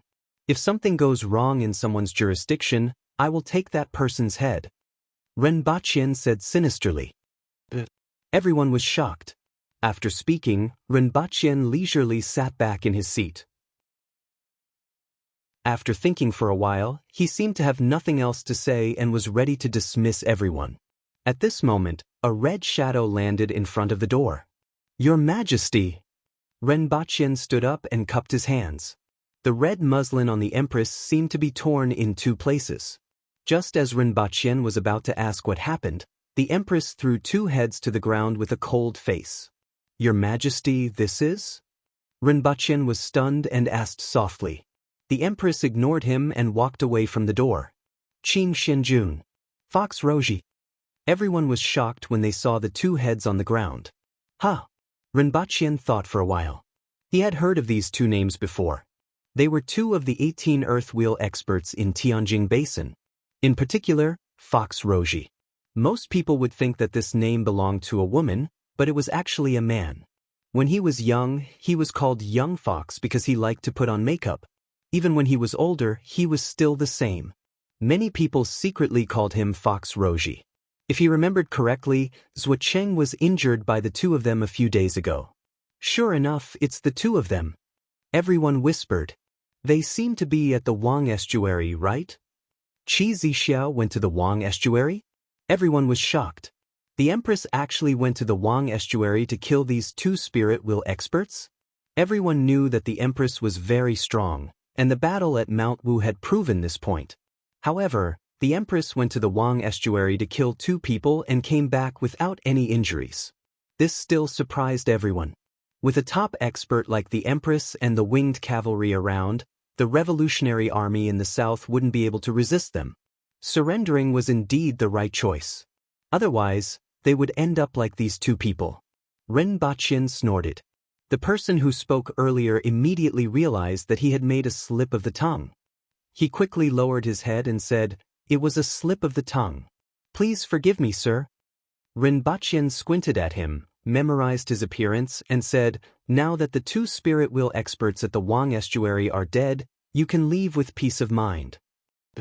Many Baihu who were heading to the Wang estuary were in high spirits. Chapter 526. Rinpoche distributed binoculars, night vision goggles, and another type of tiki tag for everyone to distribute. The tiki tag was also black and covered with animal patterns without any words. After everyone left, Rinpoche called Zhuoleng and the other 5 over and instructed, "Find a house and temporarily use it as a place for the rearguard commandery to handle affairs. They will collect information and get someone to sort it out before handing it over to me. In addition, check the Wang estuary. You guys will follow them and see if there are any people with bad intentions or suspicions of leaking information. It's better to kill the wrong person than to let them off." The 6 of them tensed up because Rinpoche still didn't fully trust them. However, this was normal. After all, there was a spy who snuck in and even tried to assassinate Rinpoche. Among the remaining people, not all of them were of one mind. After Rinpoche finished speaking, he saw that they understood and instructed, "You may leave." After tidying up his clothes, Rinpoche strolled to the backyard and suddenly stopped when he was halfway there. He saw a girl sitting in the yard beside him in a daze. The fool that was brought back from Earth. These days, the guards didn't report anything about her. Their attention was only limited to someone delivering food to her and ensuring that she wouldn't starve to death. Other than that, they had almost forgotten about her existence. Wang Baobao had changed into a new set of clothes. She was no longer wearing the muddy clothes from before, but a set of women's clothes with a pleated skirt that was commonly seen in Tianjin Basin. She sat there quietly with her eyes focused on the ground. No one knew what she was looking at. Rinpoche walked over, followed her gaze, and saw 2 insects that looked like a beetle on the ground. "A duel. Do you remember anything?" Rinpoche stood in front of her and asked faintly. There was no response. "Who changed your clothes?" Rinpoche asked again. Wang Baobao looked up at him in a daze before lowering her head to look at the 2 insects. "Guards!" Rinpoche shouted. "Sir Ren, who changed her clothes?" Rinpoche wanted to know the answer to this question. "It was Miss Qingyun. I felt that her clothes didn't look good here, so I got someone to get her a new set of clothes to change into." "Oh, that's all." Rinpoche waved his hand, looked down at Wang Baobao, and turned to leave. From the beginning to the end, Wang Baobao didn't react at all. When Rinpoche arrived at the Empress's room, he saw that she was taking a nap on the bed. The door was open, and Qin Yuan and Hong Luan were nowhere to be seen. Seeing this, Rinpoche didn't disturb her. He waited in the courtyard for a long time before he heard the Empress wake up. "Your Majesty!" Rinpoche stood in front of the door and cupped his hands in greeting. He saw the Empress sitting on the bed. Her eyes were a little blurry, but she regained consciousness very quickly. "Is everything all right now?" the Empress asked softly. She got up and walked out of the house to feel the temperature outside. I'm here to see Her Majesty. Rinpoche smiled and asked, Did Her Majesty go to the Wang estuary? I just went out of the city for a stroll. I saw two people acting suspiciously outside the city, so I casually killed them, the Empress said casually. Your Majesty, you have changed. Rinpoche lamented bitterly. Your Majesty, you have learned to lie and become tsundere. It wasn't like this before. Could the two of them run out of the city together? Sneaking around? Who could believe it? The Empress glared at him with her beautiful almond-shaped eyes. She had an expression that said, I'll paste you to the wall if you don't explain yourself. Rinpoche felt a chill down his spine and changed his words. Your Majesty's bearing is getting more and more amazing. Even spirit wheel experts are like weeds in front of Your Majesty. Of course, with Your Majesty's strength, you can naturally treat them like weeds. With Your Majesty's achievements at such a young age, I wonder what level you will reach in the future. Just thinking about it makes me look forward to it. The Empress raised her head and thought about it. She also didn't know what level she could reach. Are you injured, Your Majesty? Rinpoche asked with concern. These two people are just a piece of cake for me, the Empress said faintly. That's good. There's no need for Your Majesty to pay attention to these people in the future. If you make a move every time, what's the use of the court officials and the soldiers? You guys are too slow, the Empress said faintly. I kind of want to return to the palace. If Your Majesty is bored, why don't you return to Lan City first? With Sir Shi and the winged cavalry here, there shouldn't be any problems, Rinpoche whispered. We'll talk about it later. She walked in the courtyard and looked at a cluster of unknown flowers in front of her. They were pink and very fine, but they were also very beautiful. I feel that this flower is more suitable for Your Majesty. Rinpoche picked the largest flower in the courtyard from the side. It was much bigger than his palm. It's too big. The Empress was a little disgusted. A man's romance should be as big as possible. Rinpoche chuckled. The Empress didn't understand what he meant. She stared at the joke in front of her for a moment before walking out. Rinpoche followed the Empress around the city. During this time, they met many people from the rearguard commandery heading toward the north and south of the city. When they saw the two of them, they quickly dismounted and saluted. After the two of them passed, they continued to move forward. This was the first time that many people saw the Empress, and her appearance amazed them. After another day, a batch of sheep and cows was delivered to Jiangbei City. This lifted the spirits of the soldiers in the city, and they finally didn't have to eat grass every day. Although it wasn't bad to eat occasionally, it was really unbearable to eat it every day. Accompanying them were 3,000 reinforcements from the Protectorate of the South. At this time, almost all the available troops of the Protectorate of the South had been deployed. There were already 9,000 soldiers from the Protectorate of the South and 700 winged cavalry in Jiangbei City. They had to face more than 250,000 to 300,000 soldiers from the south.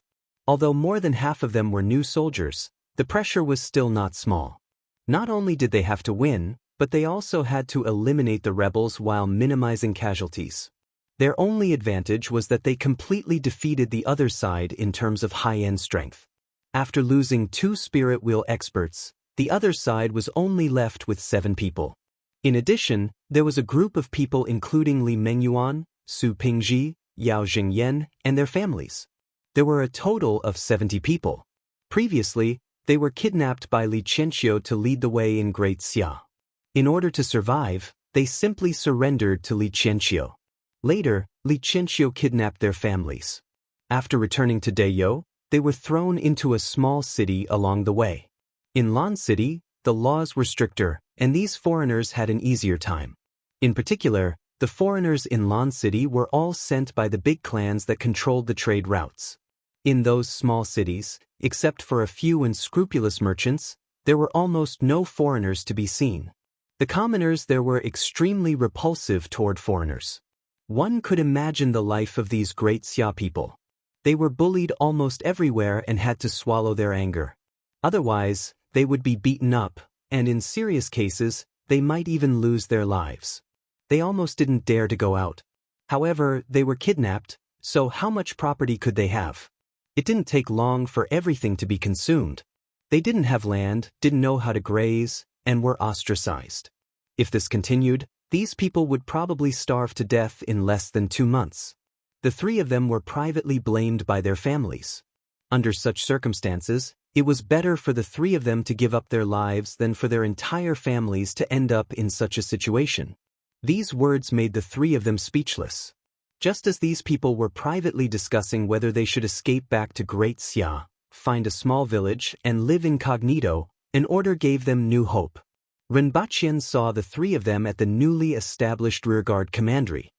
He saw that the 3 of them were tanned, skinny, and their clothes were full of stitches. "You guys are a little miserable," Renbaqian couldn't help but say. He had heard a little about what happened to the 3 of them, but he didn't expect them to be so miserable. "Sir, if you have any orders, we will go through fire and water without hesitation. We only hope that you can give our families a place to settle down," the 3 of them said loudly with respect and hope in their eyes. This was the look of hope after everything had been obliterated by reality. "Are you all scholars in Great Xia?" Renbaqian asked. "Yes. We originally came out to travel before the examination, but all sorts of things happened later on." The 3 of them looked like they couldn't bear to look back at the past. "What do you know?" Renbaqian asked. "I know about all the classics and ancient books. I also know something about mathematics and the like," the 3 of them answered. 156 plus 611 minus 203 plus 24. "What's that?" Renbaqian asked casually. "It's 540, sir," one of the thin and small men answered. "What's your name?" Renbaqian finally met someone who could add, subtract, multiply, and divide verbally after coming to this world. This made him feel like he had discovered a talent. "Sir, I'm Yao Jingyan. What about you guys?" Renbaqian looked at the other 2. "I'm Li Mengyuan and Su Pingji." The other 2 quickly answered. The 3 of them were very humble. Even in Great Xia, their knowledge was considered superior among the younger generation, so they were naturally a little arrogant. However, after experiencing a series of events, that arrogance had long been worn away. "The 3 of you will work in the rearguard commandery for now. You will be responsible for sorting out and collecting all kinds of information. If you do well, you will be promoted. As for your families, I will get someone to make arrangements for you," Renbaqian said faintly. In his mind, these 3 people were useful. After all, they couldn't return to Great Xia now and had almost no way out. Instead, they were more reliable than some people in Tianjing Basin.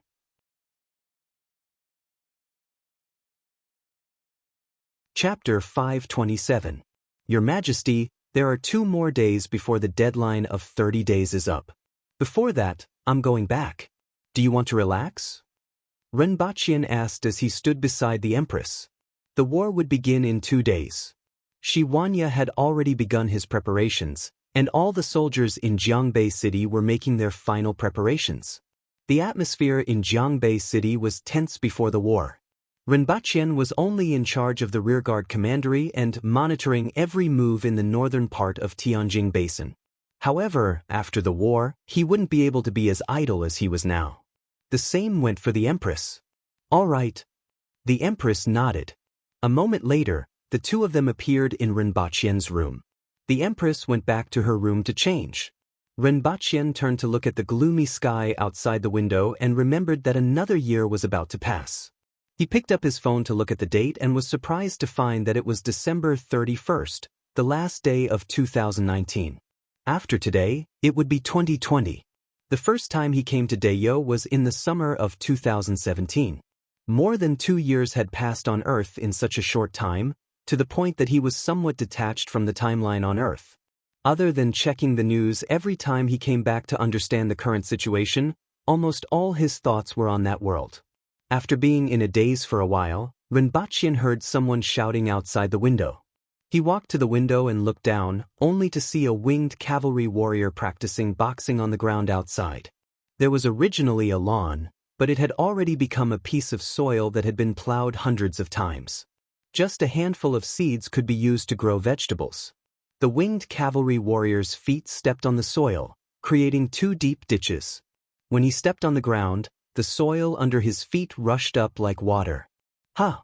Rinpoche looked at a person not far away who was clumsily imitating the winged cavalry warrior's movements. That tutor? What's his name again?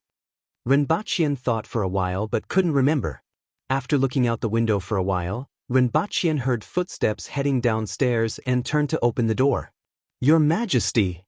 Rinpoche walked to the top of the stairs and heard the voices downstairs. He said as he walked, "Call me Big Boss here." He then asked, "What's the name of your teacher?" Bean Sprout. Rinpoche was confused. Was that his name? I saw him learning boxing outside? Rinpoche asked casually. That day, there was no more wine. After drinking with him, Yen Yong said that he would teach him a fist technique. However, it was not a fist technique from the army. It was from their stronghold. If Sir Rin feels that it's inappropriate, the winged cavalry warrior scratched his head awkwardly and didn't continue speaking. After all, he had already said it, so he couldn't go back on his word. So be it. Just remember what you can say and what you can't, Rinpoche said as he walked over and sat beside the Empress. He switched on the television to watch the news. In the end, the moment the television was switched on, the Empress snatched the remote control away and switched it to a television series.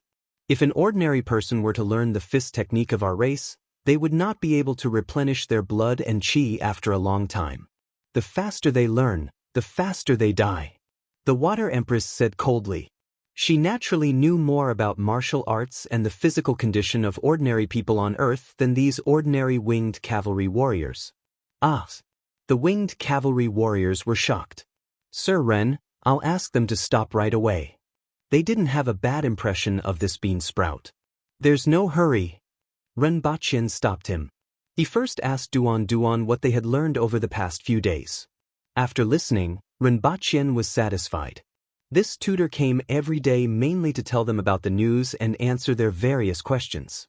This was better than the force-feeding method. At the very least, these winged cavalry warriors had learned a lot of basic knowledge.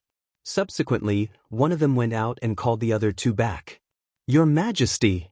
The winged cavalry warrior in front cupped his fists and greeted the Empress as soon as he returned. It's Big Boss. Rinpoche added. Go and do your own things, the Empress said coldly. With so many people around, it was a little unsightly. In particular, that bastard in front was blocking the television. Mr. Ren. Ding Jie didn't see Rinpoche when he came in. He first saw the lady in red on the sofa, and his heart immediately thumped. He didn't expect there to be such a beautiful person in this world. She was much more beautiful than those celebrities on TV. He didn't even hear what the others were saying. Fortunately, he woke up very quickly. After all, the Empress gave off a very cold vibe, and the majesty of her body made him feel a little afraid.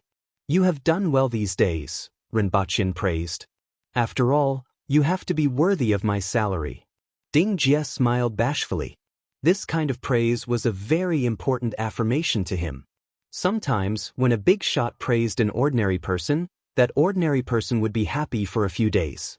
To him, Rinpoche was that big shot.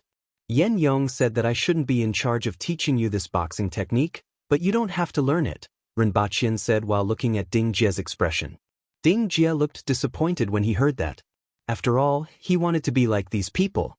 Every boy had the dream of becoming a hero. However, Rinpoche's words destroyed this path. However, he also knew that he was already taking advantage of such a high salary. Therefore, after feeling disappointed, he quickly felt relieved. Rinpoche was satisfied when he saw his relieved expression. An idea popped up in his mind, and he asked, "Do you want to work for me?" He also lacked a few people who could take care of everything on Earth. He didn't attach much importance to ability because he could find all kinds of capable people. As long as he showed some interest, the nation would definitely find some people to work for him. These people were very capable, but they weren't his people. He needed people who could listen to him and had nothing to do with the nation.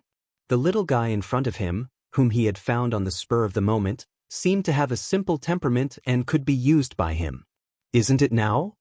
Ding Jie didn't quite understand what he meant. From now on, you will always work for me. This includes when you are in university, after you graduate, and until you die, Rinpoche said faintly.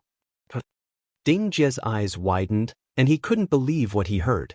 My identity is a little special, so once you get on my boat, you can't get off. If you want to get off, you can only die. However, if you work for me, you can get what you want. Money, status, and how much you can get depends on your ability and how loyal you are, Rinpoche said faintly. Ding Jie was a little confused. Rinpoche's words were a little too distant for him. Before today, he didn't expect to encounter such a thing. Mr. Ren. Ding Jie was a little dumbfounded and didn't know how to continue speaking. You can go aside and think about it, Rinpoche said. Then Ding Jie really went to the side to think about it. Rinpoche smiled and thought that this little guy was quite honest. The Empress glanced at Ding Jie and didn't see why this little guy was worth Rinpoche's attention. She then continued to watch her television. Mr. Ren, why me? Ding Jie ran over to ask Rinpoche after a while. He felt that he wasn't outstanding and had only been a tutor a few times. Although he didn't understand Ding Jie, he could tell that he was very rich. Such a rich person could find any kind of person he wanted, right? Because your identity is clean, Rinpoche looked at him and said. A clean identity is the most important thing to me. Ding Jie didn't understand what Rinpoche meant and asked cautiously, will I break the law? Don't forget my identity. I never break the law, Rinpoche said. But someone came to look for me a few days ago, Ding Jie whispered. Rinpoche's expression turned cold when he heard this. Who was it? What did they say? Ding Jie then recounted what happened that day.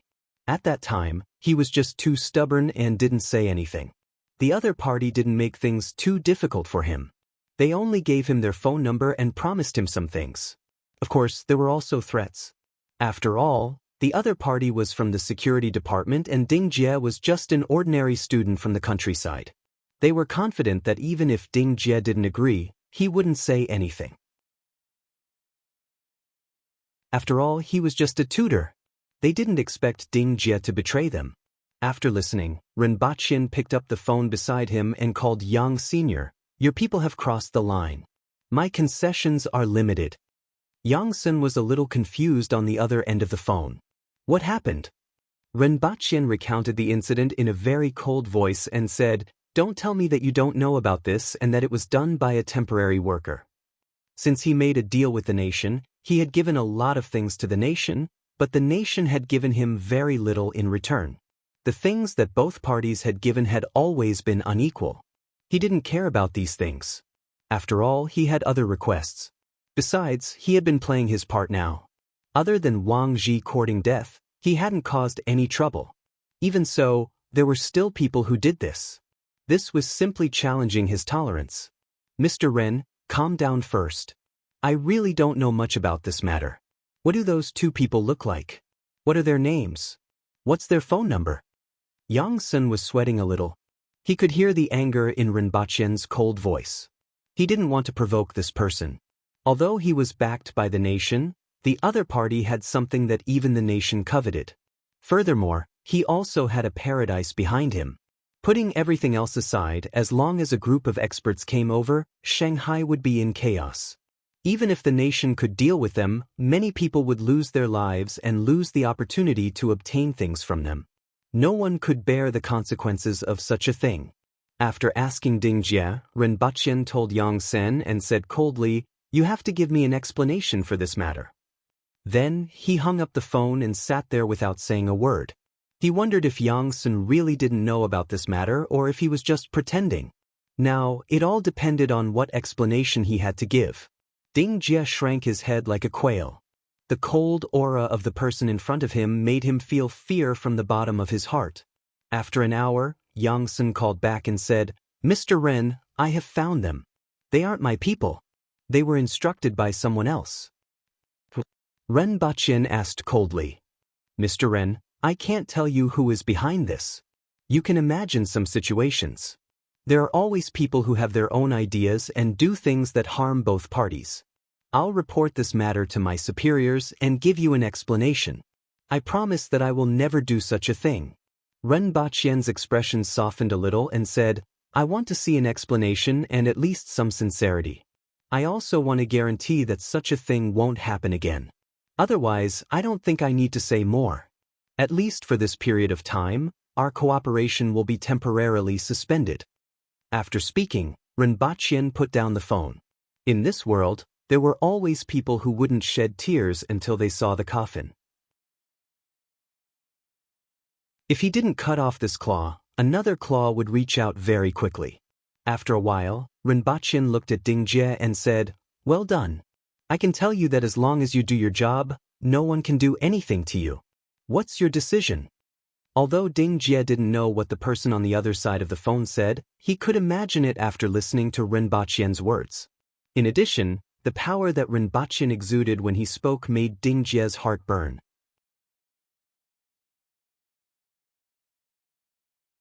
Chapter 528. Mr. Ren, what are you going to do? At this moment, Yang Sen was in a terrible fix. The previous matter hadn't been resolved. Even though the higher-ups were very angry after hearing his report, some people really didn't care about the big picture. However, they found out that the person was of high status. Furthermore, the other party wasn't just one person, but an entire faction. Therefore, it wasn't that easy to deal with him. At this time, there was news that Ren Baqian had booked a plane ticket to Africa. Yang Sen was stunned when he heard this news. What was he going to do? What was he going to do in Africa? Instead of guessing, it was better to give Ren Baqian a call and ask him directly. That was how the above sentence came about. Travel. Recently, I've been very interested in how giraffes mate. You won't stop me, right? Or do you think I'll run away?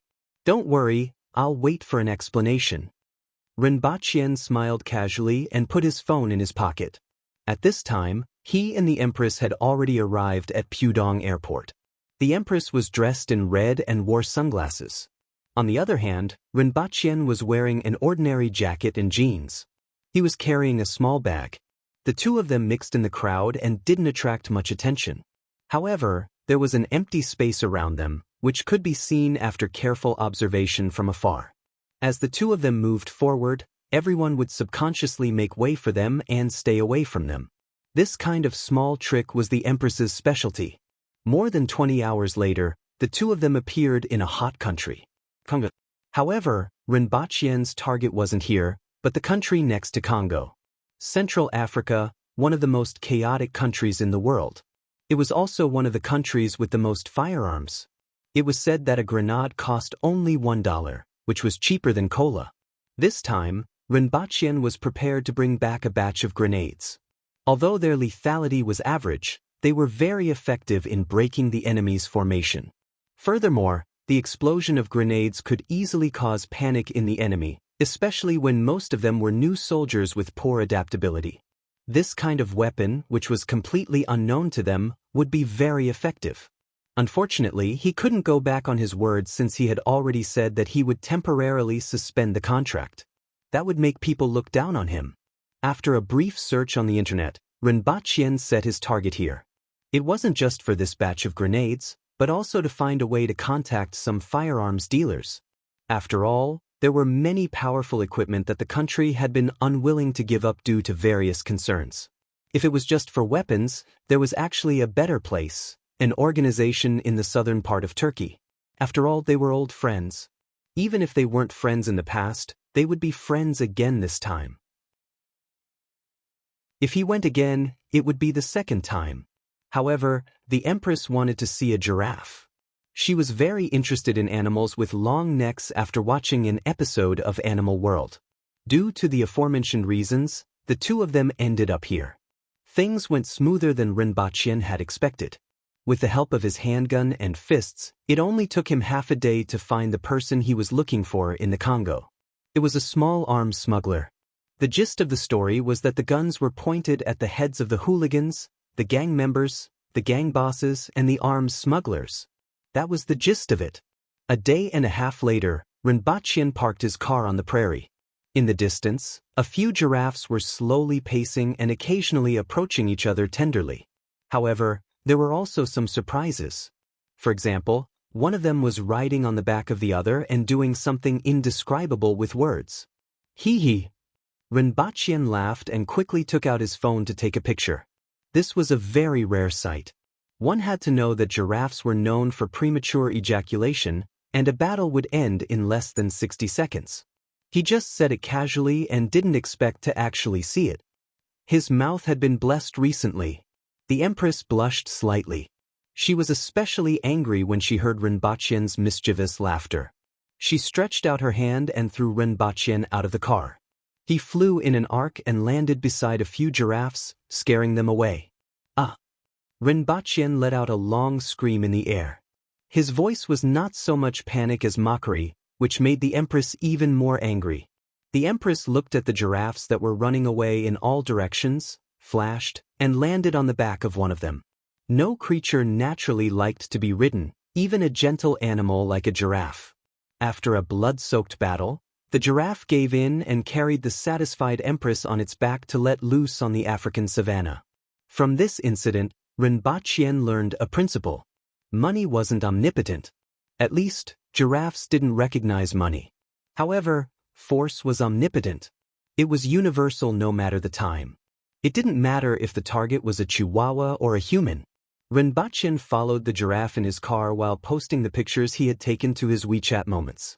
At the same time, he observed how the Empress communicated with the giraffe. When it wanted to turn left, the Empress would say, "Left," and slap the giraffe's right neck. The giraffe's entire body tilted to the left. The opposite was also true. After such a long time, this giraffe was miraculously full of spirituality. When the Empress pointed to the east, it wouldn't go west. When the Empress asked it to chase a dog, it wouldn't chase a chicken.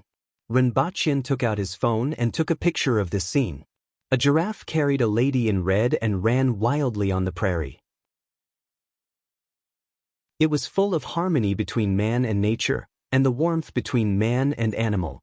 The Empress's mood came and went quickly. After playing for about half a day, she returned to the car and said, "Let's go back." As soon as she left, the giraffe that was, happily, with her ran away as if it was running for its life. Rinpochian chuckled and showed her the picture of the Empress riding on the giraffe. He praised, "Very beautiful. Beautiful as a fairy." The Empress was in a good mood and wrinkled her nose. She would only reveal such a girly expression in front of Rinpochian when she was in a good mood. Then her face turned cold and she asked, "Who's a fairy?" Rinpochian was speechless. Half a day later, the two of them returned with 1,500 made iron grenades. In China's 82-2 grenades returned to Dayo. The sky was already dark. 2 galaxies hung in the sky like a cross. "I still feel that Dayo's sky is more beautiful," the Empress said as she looked up. "It's the same principle as when one's own sun is better," Rinpochian added. Bang! The Empress slapped Rinpochian to the wall and returned to her house with a cold look. This damned bastard was getting more and more unbridled recently. Sometimes, his words were extremely touching and sometimes infuriating. Sooner or later, he would be hung on the city wall. Rinpochian fell from the wall. He stretched his lower back before smiling at the Empress and said, "Your Majesty, rest early." After which, he asked the guards to place the grenades in an empty house. With his hands behind his back, he strolled back to his room with a smile on his face. Sometimes, it was good to tease the Empress.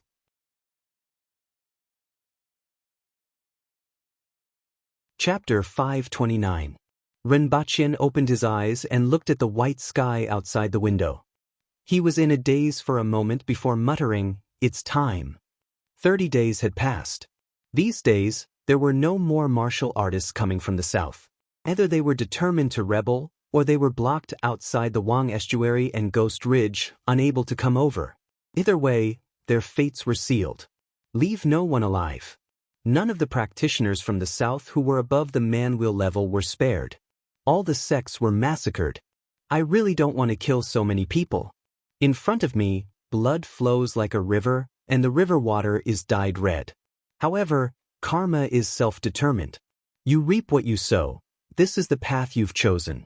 Even if you have to kneel, you can walk it to the end.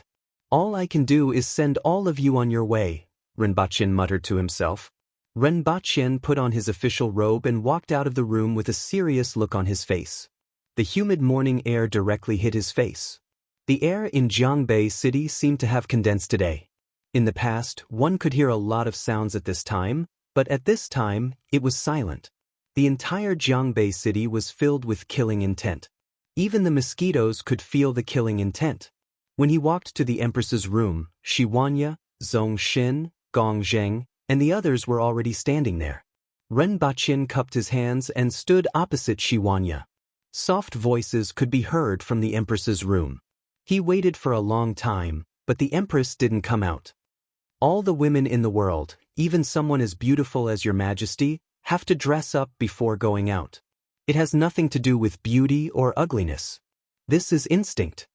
Renbaqian smiled at Shi Wanya. Shi Wanya's face immediately darkened. You dare to say that, but we don't dare to listen. Bang! An object smashed through the window and smashed onto Shi Wanya's head. Shi Wanya was able to dodge it, but he was still hit by it and had an innocent expression on his face. Zhong Xin and Gong Zheng looked straight ahead, as if they didn't see anything. Renbaqian pursed his lips and didn't say anything else. He felt that the Empress had never used anything to smash him, which clearly showed her sincerity towards him. Although there was no need to doubt this, he still felt very warm in his heart. Especially before the big battle, a warm feeling flowed through his heart. After a short while, the door was pushed open from the inside. The Empress was standing there, her red muslin swaying along with the airflow caused by the door opening. Your Majesty, it's time for the 30-day agreement. Renbaqian cupped his hands and said in a deep voice. Your Majesty, everyone in the Protectorate of the South has packed up and is ready to quell the rebellion. Shi Wanya cupped his fists and reported. Your Majesty, the winged cavalry is ready to follow Your Majesty's gaze and tear apart any enemy who dares to stand in your way, Gong Zheng also said. Let's go, the Empress ordered coldly. Yes. A moment later, 3 bleak sounds of the beast's horn resounded in the city. Following that, the gates of the 2 barracks in the south and north of the city opened wide. Many soldiers filed out of the barracks, crossed the main road in the city, and exited through the south gate. In the early morning, the only sound in Jiangbei City was the heavy footsteps that seemed to step on everyone's heart, as well as the occasional sound of weapons colliding. In the entire Jiangbei City, everyone was behind the windows, looking at the army that was leaving the city through the gaps. Bring her along. Renbaqian passed by Wang Baobao's courtyard, pointed inside, and instructed the guard. Get someone to bring Xing Ruo over. Also, wake Lin Xiao up. If she continues to sleep, she will grow hair, Renbaqian instructed. Not long after, the little monk Xing Ruo appeared in front of Renbaqian. Arhat. Xing Ruo calmly put his palms together without any joy or worry. Renbaqian sized him up. In less than half a month, Xing Ruo already looked like a decent person. Previously, Renbaqian had learned some news from the people who were following and protecting Xing Ruo. Given Xing Ruo's age, it was hard to trust him. In particular, Buddhism had never appeared in this land, and the people didn't know anything about it. However, perhaps due to the recent chaos and the aboriginals taking over the city, the commoners in the city were filled with fear and confusion about the future. Under such circumstances, Xing Ruo had attracted some commoners these days. There weren't many of them, only a few dozen. However, this was already a big step for Xing Ruo. At his age, it wasn't easy to attract a few dozen people to listen to him preach about Buddhism. We are about to set off. Are you coming with us? Renbaqian asked faintly. No, the commoners in this city also need the protection of Buddhism. Xing Ruo shook his head and replied softly. You will have to rely on yourself in the future, Renbaqian said. Xing Ruo nodded gently. Then he raised his head and said pitifully, Art, please give me some money. You are just a monk. What use do you have for money? Renbaqian was amused by Xing Ruo's change in attitude. Previously, he was still acting like a proper person, but now, he was acting like a thief. Have you practiced face changing before? I have to find someone to carve the statue of Buddha first. Otherwise, these people won't know what Buddha looks like and who they are worshipping.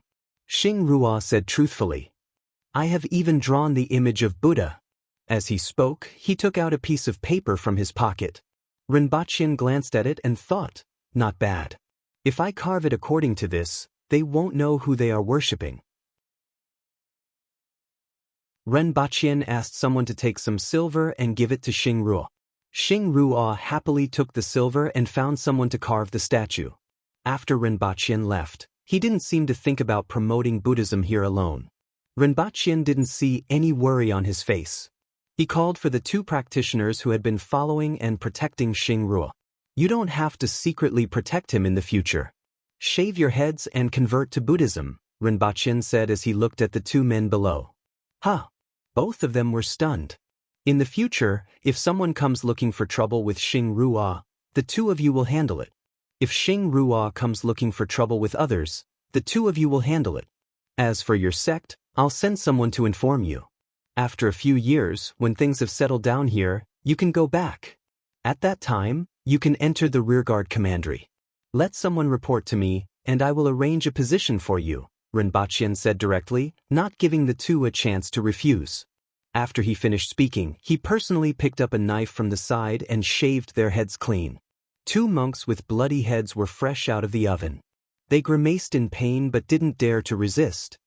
Go, Rinpoche said. The two bowed their heads and retreated.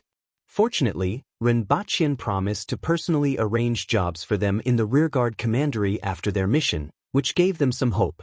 After arranging everything, Rinpoche walked out of the door and saw Lin Chaola leaning against the wall, yawning. There was a moldy smell on her body. The guards in the residence had also packed up their things.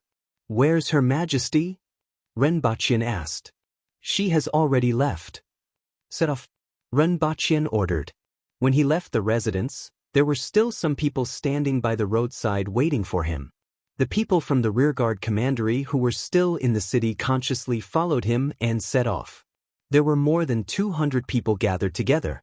Not far away, Zhuocheng and Qingyun's sword stood on the roof with the people from the hidden village and nodded at Rinpoche. Then, dozens of figures leaped from rooftop to rooftop and left. These people didn't belong to the rearguard commandery, but they wouldn't stay far away from Rinpoche. In fact, they would even listen to Rinpoche's instructions at certain times. They were considered a group of people with relatively special identities. After Rinpoche set off, the rest of the practitioners finally heaved a sigh of relief. These days, they almost didn't dare to breathe here. Now, these people had finally left and seemed to have forgotten about them. They hoped that Rinpoche would forget about them forever.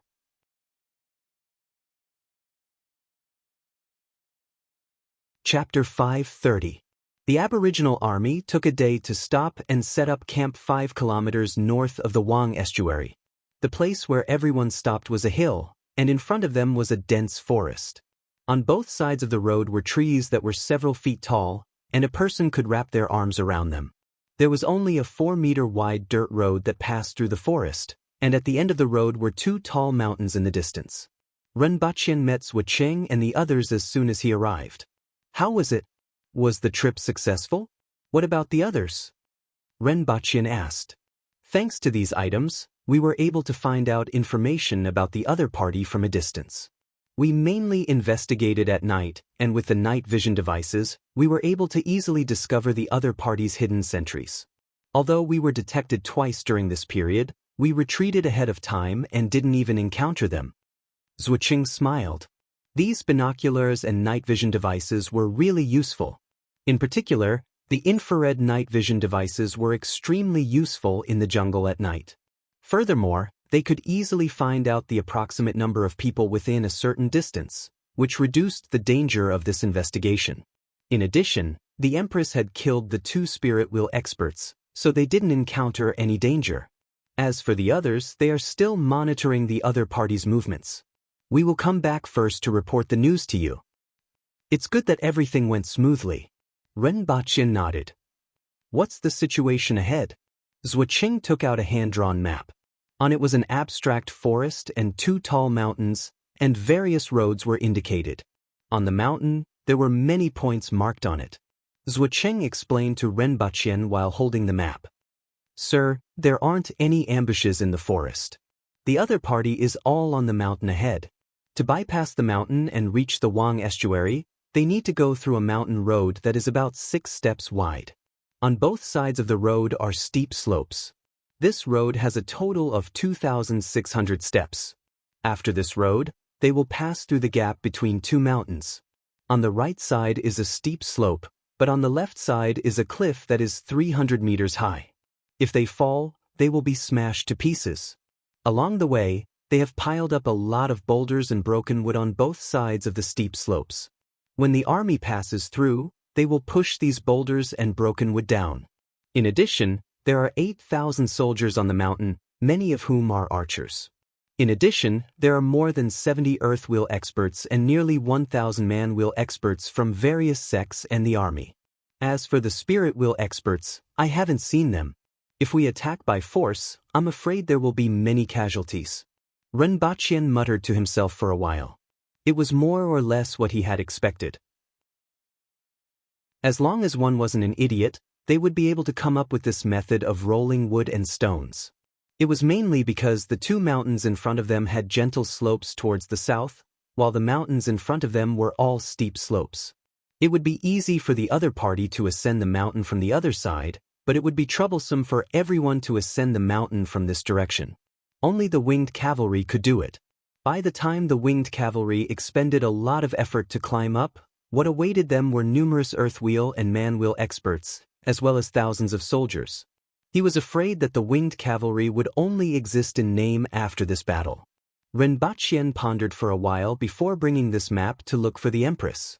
Moments later, Shi Wanya, Zhong Xin, the generals of the Protectorate of the South, and Gong Zheng all received the news and rushed to the vicinity of the Empress's imperial carriage.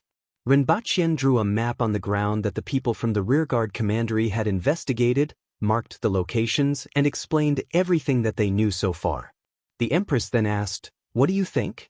The Empress rarely expressed her opinions on these matters. It had always been one of her strengths to hand over professional matters to others. "I will first take the experts from the army up the mountain and occupy an open space. The winged cavalry can ascend from there. With me leading the way, the other party definitely won't be able to stop us. When the winged cavalry and the soldiers ascend the mountain, we will be able to drive them away in one fell swoop," Shi Wanya said. Ren Baqian nodded slightly. If they encountered such a situation on Earth, it would indeed be more difficult. However, they were in Dayo at this time, and the most prominent feature here was their superior individual strength. Although the Aboriginals didn't have the advantage in terms of military strength, they had the absolute advantage in terms of experts. With Shi Wanya, Zhong Xin, Qing Ping, and other Cardinal Heaven experts ascending the mountain, they would be able to resist the attack of the other party and clear an open space. After that, the winged cavalry and the soldiers from the Protectorate of the South would ascend the mountain. Although Ren Baqian felt that the other party wouldn't have thought of this method was the simplest and most practical. It was to break through everything with brute force. No matter what the other party's plans were, they would crush them with absolute brute force. That's settled then. The Empress nodded. That night, just as Ren Baqian went to rest, someone came to report that there was movement on the mountain. A moment later, someone came to report that many of the other party's practitioners had already descended the mountain and were rushing toward the place where the army had set up camp. Only the practitioners? Ren Baqian asked. After receiving an affirmative answer, he asked a guard to inform Shi Wanya. If he guessed correctly, since there were only practitioners, it definitely wasn't a real night attack. After thinking for a while, Ren Baqian said to the guard, "If they really attack, remember to bring me to Her Majesty. As long as you don't see them, don't worry about me." After he finished speaking, he found 2 rags to plug his ears and went to sleep. After Ren Baqian fell asleep, a series of battle cries could be heard coming from the forest just after midnight. Countless figures rushed out of the forest and threw all kinds of hidden weapons at the barracks. There were darts, flying knives, gold beads, and silver beads. These people had just come out of the forest, But before they could reach the camp, hundreds of burly men jumped out from behind the fence and gave them a good beating. Retreat! Seeing this situation, the other party immediately shouted. Hundreds of corpses were left outside the camp while the others retreated into the forest. There's no need to chase. Gong Zheng stopped the winged cavalry from continuing the chase. After a while, peace was restored in the camp.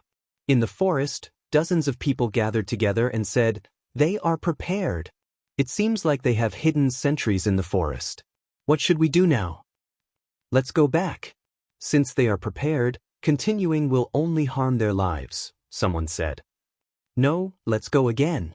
They know that this time, there should be hidden sentries who tip them off. If we go back again, we will definitely be able to surprise them." "That's right. Even if we can't hurt them, we can make them unable to rest and attack tomorrow. The longer they stop, the greater the pressure on their rations." Someone agreed from the side. Then, everyone's gaze fell on the person in the seat of honor. "Let's rest for 2 hours before disturbing the enemy." Ren Baqien was sleeping soundly when he was shaken awake. In his dream, he was whispering sweet nothings to the Empress, which made him feel uneasy. However, he was woken up at this time and was immediately furious. Have they attacked? They didn't attack. However, there is news that they are resting in the forest, the guard hurriedly said. "Inform General Shi that there will be another night attack in a while," Rinpoche mumbled and went back to his dream to whisper sweet nothings to the Empress. During these 2 hours, the forest was quiet, and even the birds and beasts didn't make any noise. "Time's up. Set off. Remember, disturb the enemy, don't fight them," someone in the forest ordered. Then, a group of people rushed out of the forest again, and a wave of battle cries could be heard in the camp. Hundreds of sleep-deprived burly men jumped out of the fence and gave them another beating.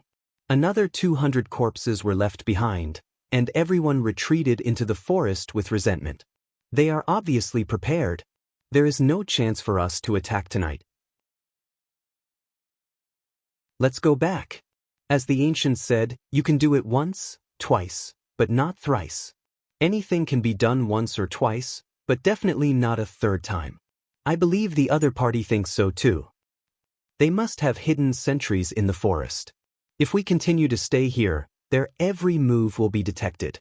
We can let some people go back first and deliberately make the noise a little louder to create the illusion that we have all left. The forest is so dark that we can't even see our fingers. I don't believe that they will know that there are still people here. After a while, 300 to 400 people left the forest with a loud noise.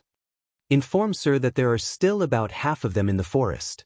I'm afraid that they still haven't given up their evil intentions, a person on a tree branch in the distance said as he looked at the red in the distance with a night vision goggles. 2 hours later, hundreds of people rushed out of the forest. Darts, flying knives, golden marbles, silver marbles, and a lot of hidden weapons were thrown at the military camp in front as if they were free. Battle cries soared to the sky. In the darkness, no one could figure out how many people were attacking.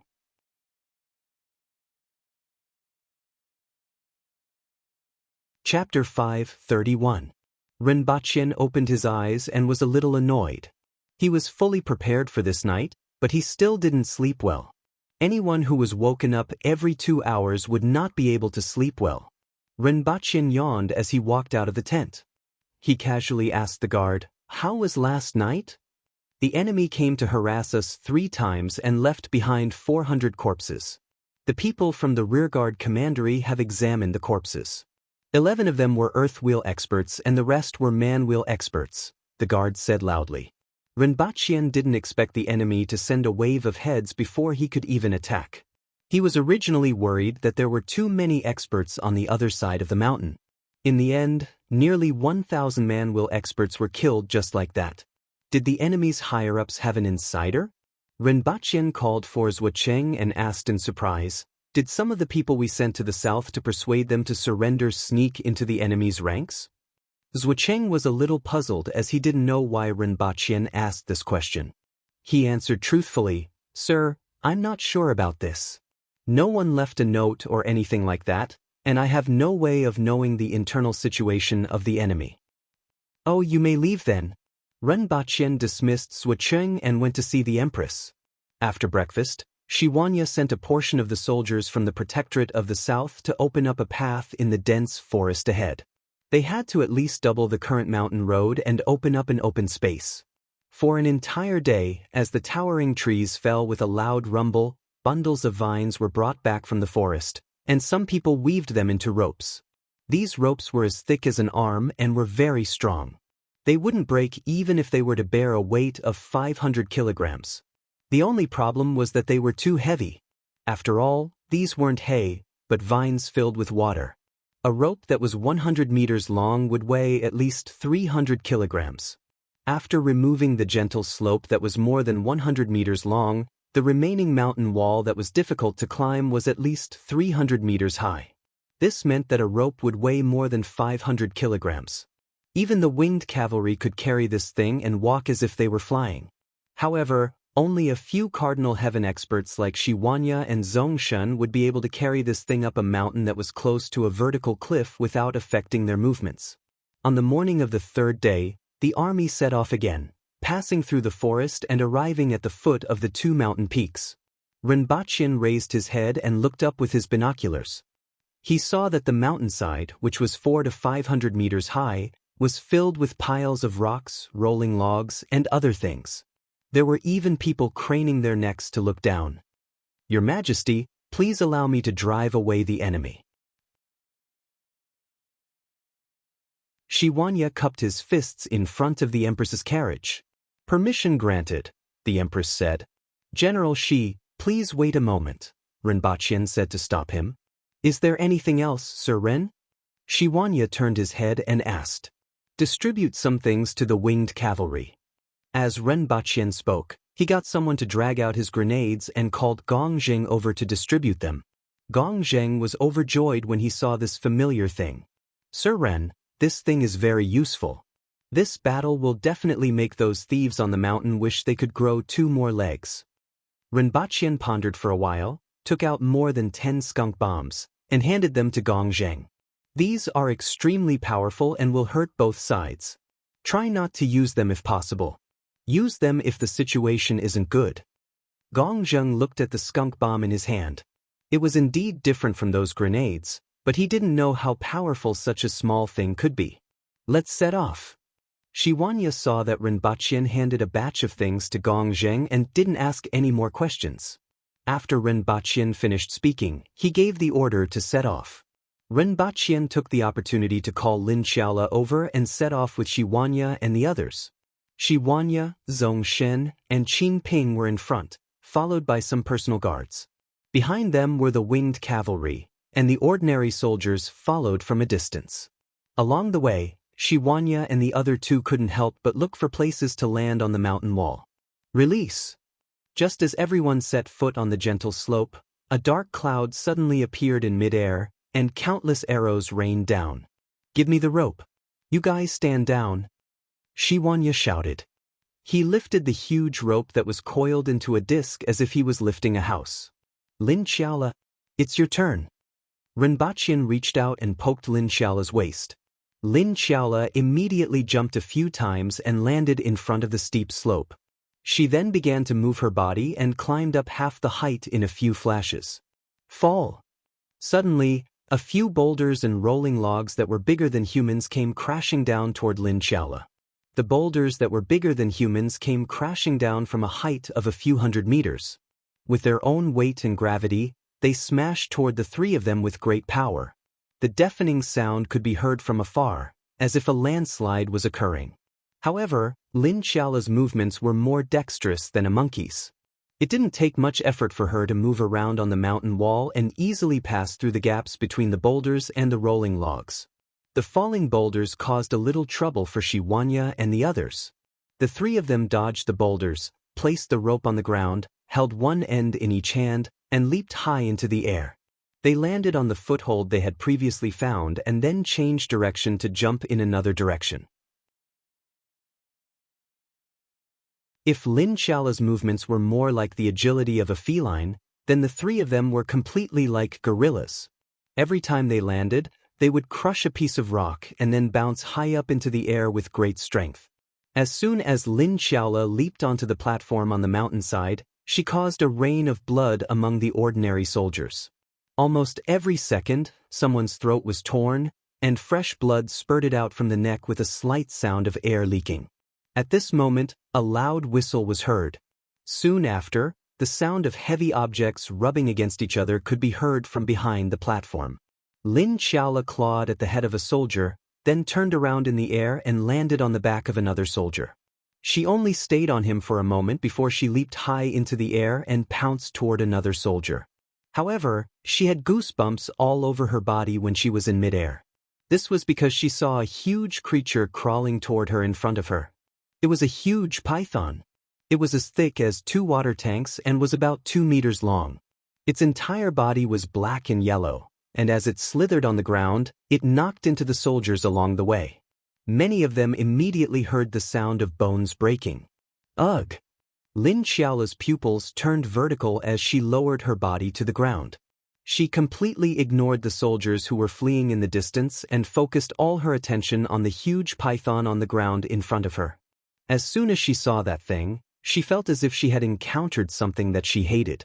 The huge python also stopped in front of Lin Xiaola and raised its head. Its pair of yellow eyes exuded coldness and cruelty. Taking advantage of this opportunity, Shiwanya and the other 2 arrived at the mountainside and saw the huge python first. The 3 of them ignored it and split up to find a place to wrap the rope. However, at this moment, a reddish-brown figure pounced toward Shiwanya like lightning. It waved its arms in the air and smashed toward Shiwanya. Boom! Shiwanya and the other party's fists collided, and both of them took a few steps back almost at the same time. Shiwanya fixed his eyes and saw a monkey with reddish-brown long fur, which was about the size of a human, baring its teeth at him. One had to know that Shiwanya's strength was more than 2,500 kilograms, but this monkey was able to fight evenly with him. It was truly shocking. Furthermore, this monkey was extremely fast, at least a little faster than Shiwanya himself. He had been stationed in the south for more than 20 years, but he didn't know that there was such a strange beast in Tianjing Basin. At this moment, Zhong Shen and Qing Ping were also surrounded by 6 people. They were the spirit wheel experts who had appeared at Mount Wu. At the foot of the mountain, the Empress suddenly looked up from her carriage and said coldly, "They have encountered an expert." Before she finished speaking, she appeared 100 meters away in a flash. Renbaqian only saw a red shadow flash a few times in the distance before disappearing. Soon after, a loud roar was heard from the mountaintop, accompanied by the roar of a huge beast and the hissing of a huge snake. Renbaqian sighed. No matter how much he prepared, it wouldn't be as good as the Empress doing it herself. In such a world, he sometimes felt quite helpless. After a full 2 hours, the Empress returned from the mountain. "Your Majesty is invincible, and the unification of the world is just around the corner," Renbaqian exclaimed. He then saw that the Empress's expression wasn't right and asked, "Your Majesty? What did you encounter on the mountain?" "A few strange beasts escaped." The Empress looked a little unhappy. She was still brooding over the fact that the enemy had escaped from her hands. Strange beasts? Renbaqian was surprised. To be called strange beasts and be able to escape from the Empress, could they be like the Kirin in the palace? A monkey, a snake, and a crow general. As the Empress spoke, Lin Xiaola appeared near them, threw 2 pieces of food to Renbaqian, and said hatefully, "I want to roast them and eat them."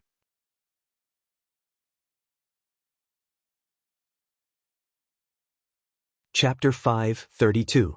The crow general was actually a type of bird. It was a giant black bird with long feathers on its head. This kind of bird was generally between 3 to 4 meters tall. It was as fast as lightning and extremely strong. Its feathers were like steel, and its claws could tear through metal. The only drawback was that due to its weight, it could only run and jump on the ground like a mountain-gazing bird.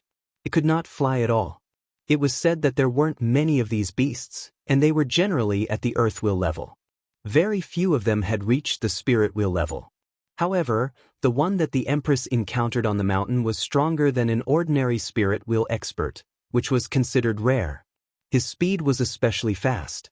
Carrying that giant snake on his back, even the empress couldn't catch up with him.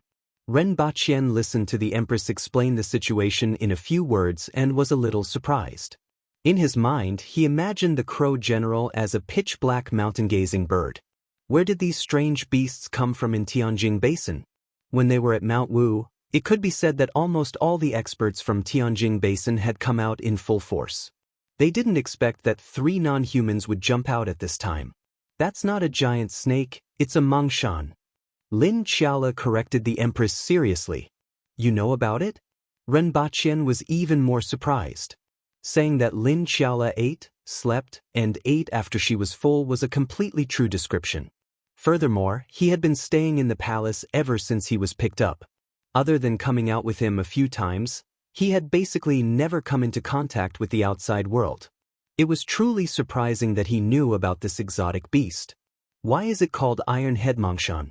Is it because their heads are more iron-headed? For some reason, Ren Baqian found this name very interesting. Anyway, that's his name.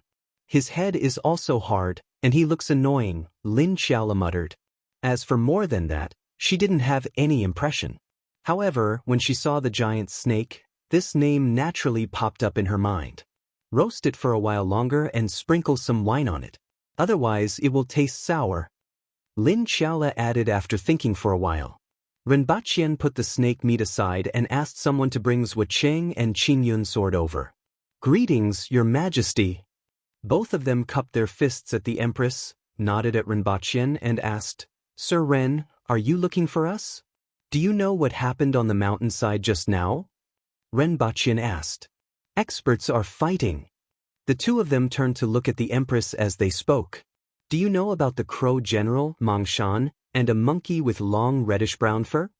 Ren Baqian asked. Just now, Protector General Shi and the others encountered these 3 strange beasts on the mountain. They are much stronger than ordinary spirit wheel experts. Even in Tianjin Basin, they shouldn't be unknown, right? There's such a thing. Both of them were shocked. Tianjin Basin actually had such a strange beast? Sir Ren, please explain in detail. Ren Baqian described the 3 strange beasts that he had heard from the empress, and both of them looked pensive. What have you two thought of? Ren Baqian immediately asked when he saw their expressions. The empress also shifted her attention to them and wanted to hear what they had to say. That giant snake. It's not a giant snake, it's a Mangshan. Lin Qiala snorted and corrected him. Oh, that Mount Mangshan should be the strange beast worshipped by the 6 doors. As for the other 2, I've never heard of them. I'm afraid that they're related to the 6 doors, Qin Yun Sword said in a low voice. What's the origin of the 6 doors? This was the first time Ren Baqian had heard of this sect. Whether it's the experts or the martial arts of this sect, they aren't outstanding. They have always been in a remote place in the south and rarely interact with outsiders. It's just that there's a rumor that the founder of the sect once obtained a strange snake and has been worshipping it since the death of the founder. Although the experts and martial arts of the 6 doors aren't outstanding, they are extremely good at communicating with wild beasts. It's called the 6 doors, but in fact, it should be the 6 beasts. The elephant soldiers, monkey soldiers, and insect soldiers are the ones that people pay attention to in the past. Although they aren't strong, they are extremely difficult to deal with. In particular, most of the insect soldiers are highly poisonous insects, and anyone who gets hit will die immediately. Back then, the southern metropolis wanted to recruit the 6 doors but was rejected. Your Majesty, did you see anyone wearing a brightly colored feather crown on the mountainside? Zhuo Qing asked. The empress remained silent as if she hadn't heard anything. Ren Baqian knew from her expression that she definitely didn't care about the people on the mountaintop. Otherwise, with the empress's photographic memory, well, he couldn't make it up anymore. Did you see them? Ren Baqian asked Lin Qiala. I only saw that iron-headed mountain, Lin Qiala mumbled, then yawned and said, I'm going to sleep for a while. Wake me up when the meat is ready. As she spoke, she found a tent and went to sleep. Although Lin Qiala and the empress didn't see the person with the brightly colored feather crown that Zhuo Qing mentioned, Ren Baqian still felt that these strange beasts were related to the 6 doors. The monkey soldiers, the reddish-brown long-haired monkey, and the iron-headed mountain.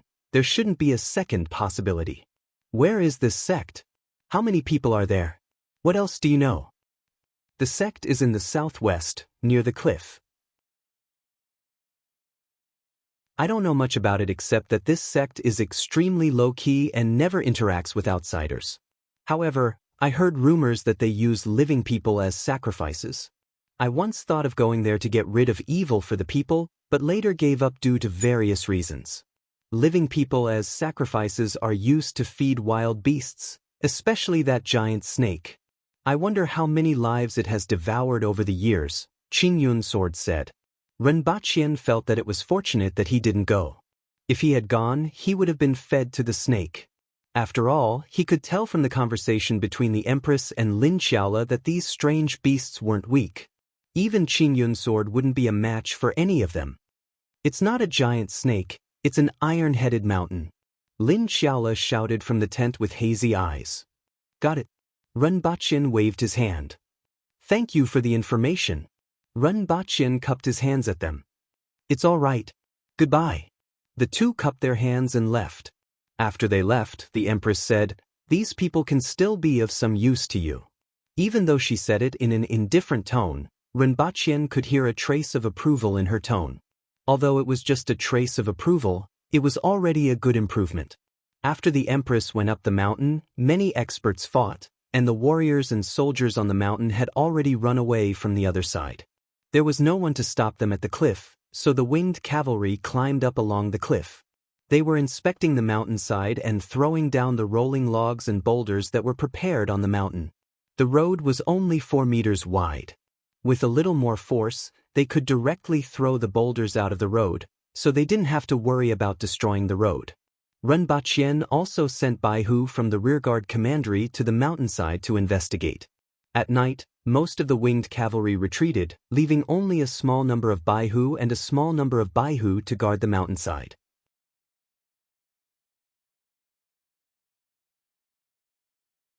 Chapter 5:33. In the residence of the warlord of Shuang City, dozens of people were sitting in a hall. At the head of the table were 3 people. One of them was a handsome young man in his 20s with a resolute face. He was the new chief of the North Alliance, Tai Zai. Beside him was Xie Kuan, the capital of the southern metropolis. Next to Xie Kuan was the flower queen of the green bellflower, Rao Yu.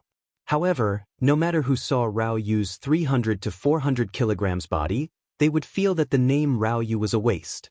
In particular, many experts of the older generation couldn't help but recall the flower queen of the previous generation every time they saw her.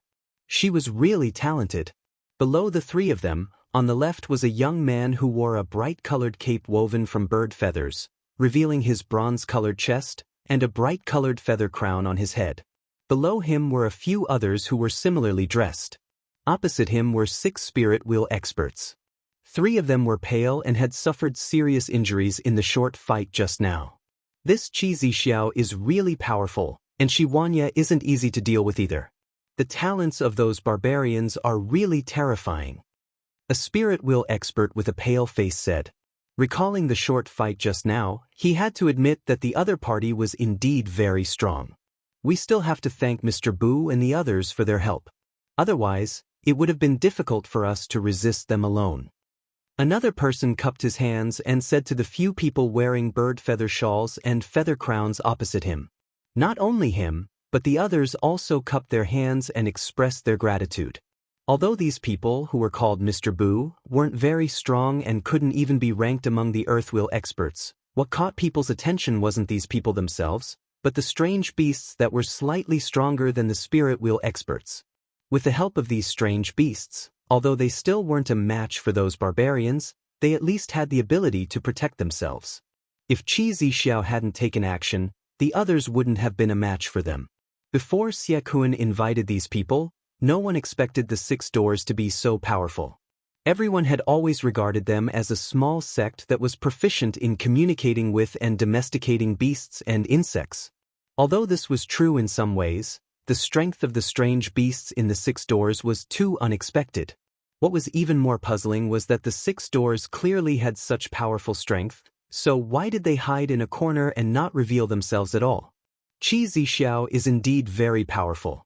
Tai Xingjun has suffered serious injuries. It will take some time for him to recover, said the man wearing a bird feather cape, who was sitting next to the leaders of the three factions. Xie Kuan understood and said, I will provide some sinners to Mr. Bu to heal Tai Xingjuan's injuries as soon as possible. Mr. Bu can rest assured. A smile appeared on Mr. Bu's bronzed face.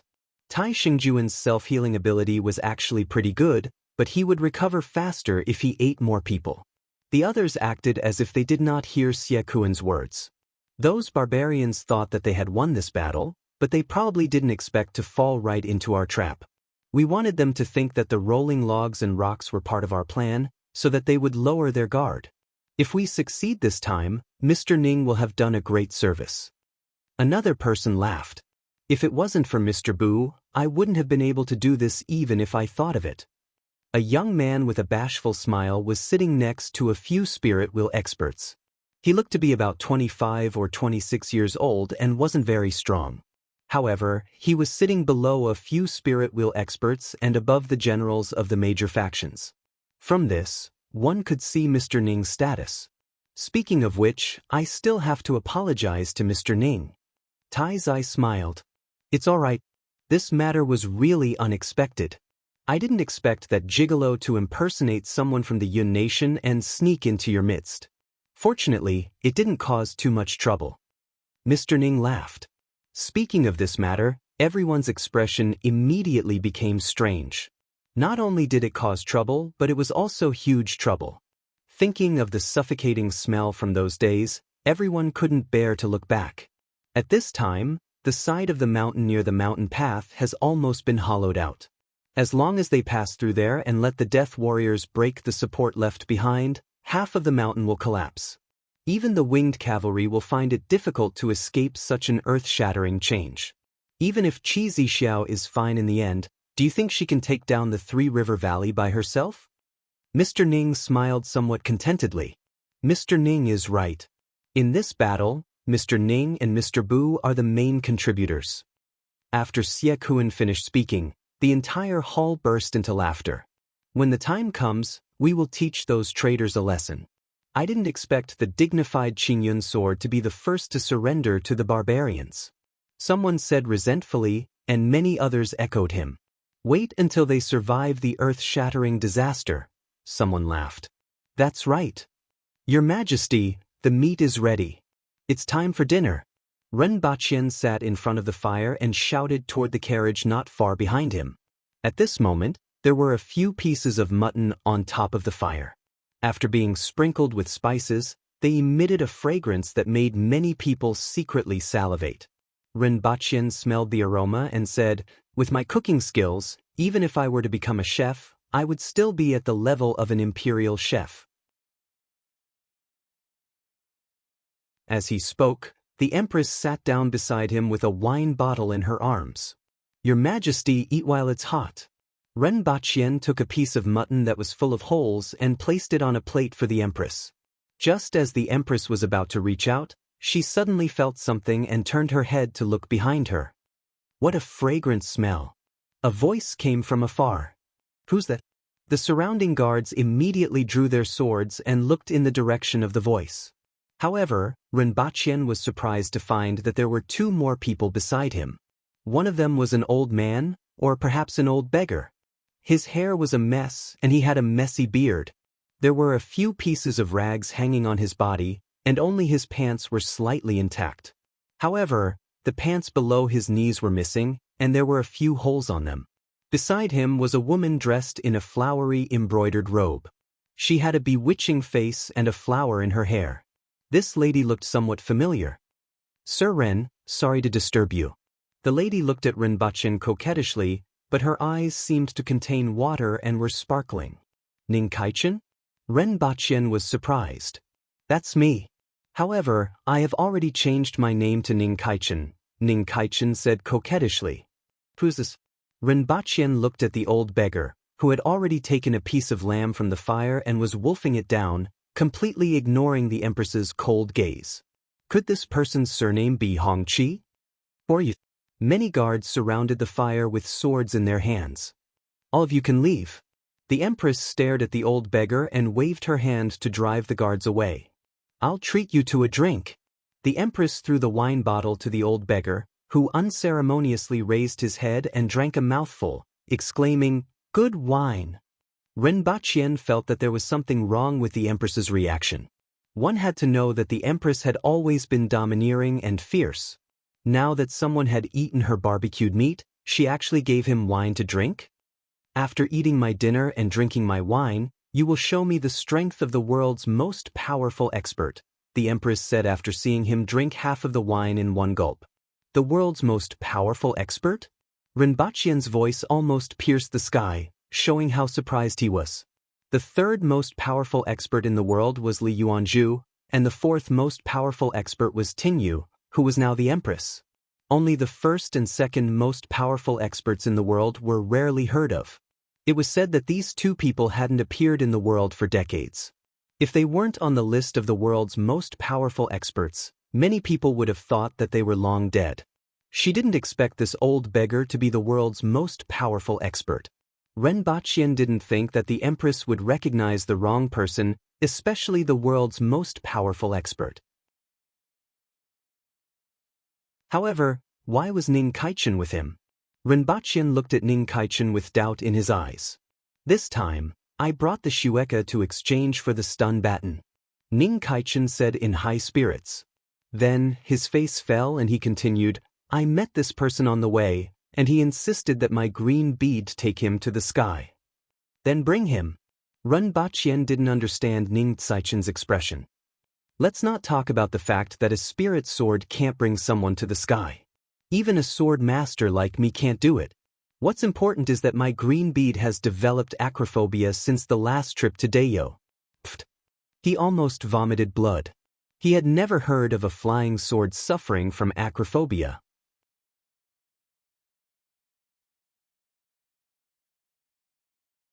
Chapter 5:34. The Empress, Renbachien, and Ning Kaichen stopped after exchanging a few words. They sat by the bonfire and looked at the number one expert in the world stuffing mutton into his stomach as if he hadn't eaten for a few months. After a few minutes, he finished a large piece of mutton and then reached for the second piece. Given the Empress's protective character, it was rare that she didn't say anything. She just waited quietly, constantly adjusting her body's condition, and her eyes were filled with excitement. Renbachien had known her for so long, but rarely saw such an expression on her face. It seemed that the long-lost number one expert in the world had appeared in front of her, and her fighting spirit was boiling. After half an hour, the man finished the mutton that Renbachien had roasted for the Empress. He then exclaimed, I haven't eaten such delicious food in a long time. Kid, I see that you have a good constitution and are a talent. Do you want to follow me to find the stairway to the sky? You want a chef, right? Renbachien laughed. He could tell that this person wasn't difficult to talk to. Li Fu, you have eaten and drunk the wine. Let me see the strength of the world's number one expert. The Empress stood up from the ground with an eager look on her face. Renbachien laughed again. He didn't expect the name of the world's number one expert to be so down to earth. It really did match his attire. Whether it was the Empress, Hongwu, Tingyu, or even Zuocheng, they all had the aura of an expert. However, no one would believe that the person in front of them was the world's number one expert if they didn't say so. Don't look for me for a fight. I don't know how to do it. I'm just a blacksmith, and my blacksmithing skills have been abandoned for many years. Li Fu waved his hand. I smelled it today and couldn't resist my gluttony. Don't be so stingy, little girl. The Empress's face turned green as she swatted at Li Fu with her palm. The surrounding air was rolled up by this palm, and the area within a radius of 100 meters seemed to have become a whirlpool with the Empress as the center. Goodbye, little girl. Li Fu floated away from the Empress's palm in a flash and fell into the darkness. At this time, Renbachien realized that Li Fu actually had a black iron rod in his hand. However, it was much shorter than the iron rod, about 70 to 80 centimeters long, and there was a turtle head at the front. Seeing that Li Fu had run away, the Empress was furious. It was rare for her to meet the world's top expert, and she wanted to test the strength of the world's number one. However, the other party didn't even take a single blow and ran away just like that, causing her to feel extremely disappointed. He then raised his voice and said, "Li Fu, aren't you looking for the stairway to heaven?" The voice was loud and clear, and it traveled directly into the forest ahead. The next moment, Li Fu landed in front of the bonfire and said solemnly, "Little girl, do you know?" "I don't know, but I know how to ascend to the sky," the Empress said with a strange expression. "Is that true? Don't lie to me." Li Fu's face immediately revealed a look of surprise, but he was also afraid that the other party would lie to him. The Empress glanced at Rinpochen. "Your Majesty, are you referring to a plane or a rocket?" Rinpochen felt that the Empress suddenly asked him to speak. "Is there really something that can allow me to ascend to the heavens?" Li Fu was in disbelief when he heard Rinpochen's tone. "First, tell me what you want to do in the sky." These two functions were different. Do you want to ascend to the sky to take a look or what? If you just want to ascend to the sky to take a look, a paraglider should be enough, Rinpochen asked curiously. "I want to find the gods in the sky." Li Fu's face was overflowing with murderous intent when he talked about this. "Are there really gods?" Rinpochen asked. Although there were many strange things in this world, he was still skeptical about the existence of gods. After all, there were very few theories about gods in Dayo, and he naturally couldn't come into contact with them. He heard that there were a lot more stories about gods in Great Xia. Also, what was this world's number one expert trying to do with his murderous expression? How much hatred did he have? Or did he want to pierce through the sky so that it would no longer cover his eyes? At his age, he should be past the second stage of middle school, right? "There must be," Li Fu said with a murderous look. However, coupled with his tattered clothes and the way he looked, people always felt that he was a lunatic. "Can you tell me what you know about gods?" Rinpochen asked curiously. He was very interested in this topic. No matter who it was, they would be interested in something like gods. In particular, Li Fu was the world's number one expert. He had been looking for a way to ascend to the heavens for so many years and wanted to find the gods in the sky. He should know a lot of things that ordinary people didn't. "Do you really know how to ascend to the heavens?" Li Fu stared at Rinpochen with his eyes wide open. "I do know how to ascend to the heavens. However, I'm afraid it will take some time to implement it. It will take at least 30 to 50 years to make that artifact that can ascend to the heavens," Rinpochen said after thinking for a while. 30 to 50 years was the fastest speed. It was only possible to make a rocket by directly moving all kinds of mature technology from Earth and accelerating development. Of course, 30 to 50 years would be at least 100 years on Earth. Perhaps by then, there would already be small equipment that could easily send people to outer space. As for what would happen if he couldn't find the gods in outer space, Rinpochen didn't even want him to come back. In fact, Rinpochen said this with another intention. He was the world's number one expert. If he could keep this world's number one expert in Dayo as a fighter, although it wasn't very possible, there might really be a chance since Li Fu was so eager to ascend to the heavens. Even if he only made a move once in a while, it would be enough. "What should I do?" Li Fu landed beside Rinpochen in a flash and grabbed his shoulder. Rinpochen felt a powerful palm grab him, and he immediately couldn't exert any strength. "Let go of him." The Empress's face was full of anger. The red muslin on her body fluttered even though there was no wind, and her fine black hair also fluttered upward. "No matter who the world's number one expert was, no one could touch my people. Let go." The Empress threw a punch at him without hesitation. Afraid that she would hurt Rinpochen, she deliberately concentrated all the force of this punch on one point. "You can't hit him. I'm fine with this punch, but this guy is dead meat." Li Fu quickly shouted, grabbed Rinpochen, and immediately fell into the darkness. "Li Fu!" The Empress was furious and immediately chased after him. Rinpochen felt a strong wind blowing on his body, and he couldn't even open his eyes. This speed was even faster than when the Empress was carrying him. In just a short while, the two of them landed somewhere unknown. Li Fu, I'm going to kill you. The Empress's roar came from afar. Kids speak. Li Fu shook Renbaqian to the ground. Renbaqian was shocked that this ordinary-looking Li Fu could actually make the Empress completely unable to catch up with him. In just a short while, the Empress couldn't locate the two of them. This kind of strength was truly terrifying. Fortunately, Li Fu didn't want his life. Otherwise, even the Empress wouldn't be able to protect him. After calming himself down, Renbaqian smiled bitterly and said, "You ate Her Majesty's roasted meat, drank Her Majesty's wine, and even captured Her Majesty's man. Even though you're the most respected person in the world, this isn't very good, right?" Li Fu was slightly embarrassed and said, "That girl is difficult to deal with, and I don't want to argue with her. Tell me, and I'll send you back and give you something good." Renbaqian felt relieved after seeing Li Fu's expression. This world's #1 expert was exactly as he had felt before, and he wasn't a scheming and merciless person. "It's useless for me to tell you. At present, even the entire nation can't manufacture this thing," Renbaqian said. "With my means, I'm afraid there aren't many things in the world that can baffle me." "Tell me," Li Fu said in a deep voice as he straightened his body. Although these words were a little boastful, given Li Fu's status, he didn't feel that he was boasting.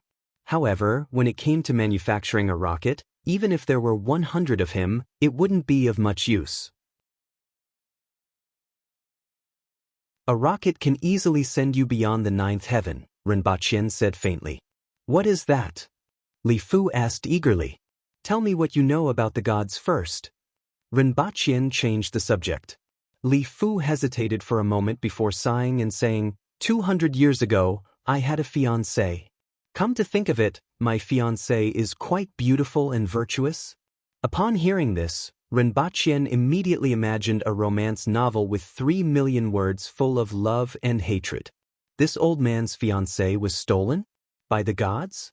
That couldn't be, right? However, just 6 months before we got married, my fiancée suddenly became pregnant. Renbaqian asked, "Huh?" However, my fiancée was still a virgin. People say that the gods met in a dream and that she was the son of a deity. However, I couldn't accept it, so I spent 6 months forging this dragon turtle rod. I swore to find the god who humiliated my fiancé and let him have a taste of the humiliation I suffered. Li Fu was overflowing with murderous intent, and his beard stood up like steel needles. This was a sign that his mind was fluctuating violently and his body was full of vigor. "Are you going to explode the god's backyard flower?" Renbaqian was dumbfounded. Putting everything else aside, Li Fu's ambition alone was worthy of being the #1 expert in the world. Backyard flower? Not bad, it's very appropriate. That's it. Li Fu then said sternly, "This old man has searched for 200 years, from the desert to the East Sea, from the south to the north. From a blacksmith, I have become the world's #1 blacksmith, but this stairway to heaven is still like an illusion. I have searched for all the rumors about the gods in the world, and I'm preparing to go to the depths of the 60,000 mountains to see if there's anything I'm looking for in those endless mountains." He turned his head and stared at Renbaqian sternly. "Kid, if you can do this, I'll give you great benefits. If you lie to me, no one in the world will be able to protect you." Renbaqian opened his mouth and was a little dumbfounded. The hatred of this #1 expert in the world was so deep that he really didn't know what to say. After thinking about it, Renbaqian decided not to tell Li Fu about his speculation about whether his fiancée might have been swimming or falling into the water when someone happened to shoot her. Renbaqian was afraid that this blow would be too big. The other party had searched for 200 years. According to the other party, he was originally a blacksmith. But in these 200 years, he became the #1 expert in the world. He gave up everything, fame, wealth, beauty, and all the good things in the world, all for the sake of revenge.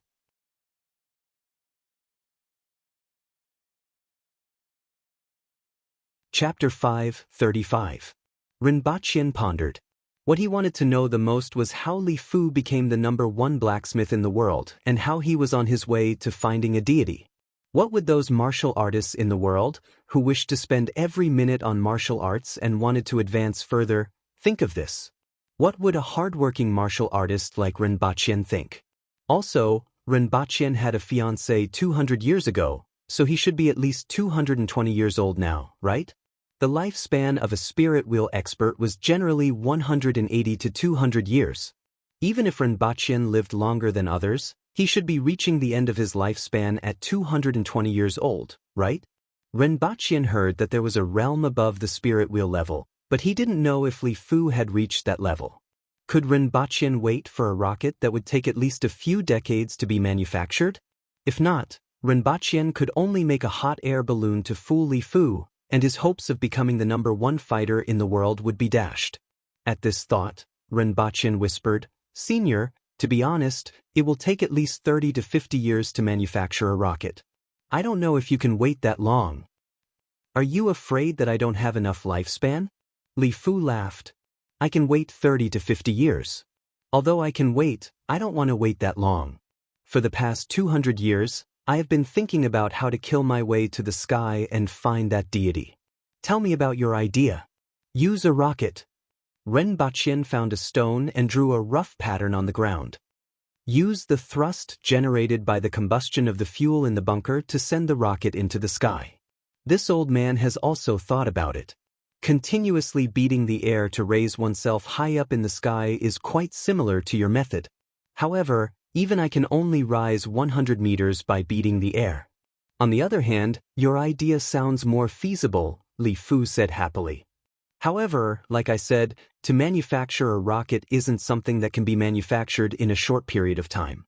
It requires the advancement of the entire industry. On one hand, the manufacturing process, on the other hand, the alloy, and on the other hand, the fuel. Renbachien explained some of the issues regarding the rocket to Li Fu in detail while paying attention to Li Fu's expression. In fact, it wasn't easy to manufacture a rocket that could send people into the sky without considering the airtightness and other issues. Without the alloy, how many tons of steel would a rocket that could send people into the sky weigh? How much fuel would be needed to push such a heavy rocket into the sky? Just solving this problem alone was not something that could be solved in a short period of time. Not to mention other problems. Following Renbachien's explanation, Li Fu's expression became serious. Although there were many parts that he didn't understand, there were some parts that he understood. After all, he was a blacksmith himself and was a top-notch expert. There were many things that he could comprehend by analogy. From the other party's description, it was indeed not as easy as he had thought. Therefore, if we want to build a rocket, we must promote the technological development of the entire country to a certain level before it can be produced. This will take at least 30 to 50 years, and it will require the strength of the entire nation, Renbachien said. Li Fu crossed his arms and closed his eyes, deep in thought. According to Renbachien, this thing called a rocket was indeed very feasible. However, it would take a long time to manufacture it, and he really didn't want to wait that long. Renbachien sized Li Fu up. It was difficult for him to look at the person in front of him with admiration. He looked at Li Fu as if he was looking at a village fool. Although Li Fu was indeed the most powerful person in the world, after hearing about his stories, Renbachien felt that Li Fu was no different from a village fool in some aspects. Such a person was actually the most powerful in the world. Renbachien wondered how much psychological trauma the heroes of this world had experienced in the past 200 years. "Why don't you wait in Dayo for some time? Perhaps your smithing skills will be of help at some point. Recently, I have been trying to make a steam engine, but there are still some difficulties that I can't solve. If you can help us with this, we might be able to speed up the progress," Renbachien said sincerely. As for the steam engine, it could only be made after the situation in Tianjin Basin was resolved. If this expert couldn't wait and captured the leader of the rebel army, it would be a huge gain. "I need to think about it," Li Fu said hesitantly. "What else does Senior need to think about?" "You want to go to heaven, and I want to make something that can go to heaven. This means that Dayo's industry has reached a certain standard, and our goals are the same. Besides, I'm also very interested in what I can see in the sky." "It's too long." Li Fu shook his head. "It's better for me to go to the end of the 60,000 mountains to find the whereabouts of the stairway to heaven. Senior, this is Dayo, and the 60,000 mountains are also part of Daeyo's territory. In this land, countless people will help you find it with just a word from Her Majesty. It won't be too late for you to go there when you have news. I'm afraid that little girl is going to find trouble with me. Li Fu shook his head. If it's because of you that you brought me here, Her Majesty will naturally not pursue this matter after I return. Her Majesty just wants to see how strong the world's most powerful expert is. If you have nothing else to do, why don't you show Her Majesty your skills? Her Majesty will naturally not pester you anymore. After all, you also need Her Majesty's help to find the stairway to heaven in the 60,000 mountains. It wouldn't be too much for you to show Her Majesty your skills, right? Ren Baqien felt that there was a way to fool the world's most rash person. His tone became more amiable, and his attitude became more attentive. Li Fu thought for a long time before saying, "I'll bring you back." After saying this, he carried Ren Baqien with one hand, and another gust of wind hit his face. After a while, Ren Baqien squinted against the wind and could already see the fire in the distance, as well as the noise brought by the wind. Li Fu. The Empress was the first to discover the two of them. She shouted and pounced toward them. "Little girl, I'm not here to fight." Li Fu carried Ren Baqien and spun in the air, dodging the Empress. He casually put Ren Baqien on the ground and retreated to a distance. The Empress turned around and sized up Ren Baqien. Seeing that he was fine, her expression eased a little. However, she quickly became cold again. Her two attacks were easily dodged by Ren Baqien, which was a little hard to accept. "Your Majesty, don't be in a hurry to fight." Ren Baqien saw that the Empress was about to make a move again and quickly stopped her. "Your Majesty, both of you are experts in the world. If you fight, it's hard to guarantee that you won't be injured. At this time, quelling the rebellion is more important. Your Majesty, please think twice. Furthermore, Senior has already agreed to show us his moves and broaden our horizons. Why don't you watch from the side?" The Empress frowned. Why did Ren Baqien speak up for Li Fu after not seeing him for a while? However, seeing Ren Baqien winking at her, the Empress knew that there had to be a reason. She snorted and didn't say anything else. "Senior, we have heard of you for a long time. It's a pity that we haven't seen you in action. Why don't you show us 3 moves and broaden our horizons?" Ren Baqien turned his head and winked at Li Fu again. "Fine. Although I'm not good at fighting, I still know a thing or two." At this time, their positions had changed. Now that Li Fu was the one asking the Empress for help, he no longer refused.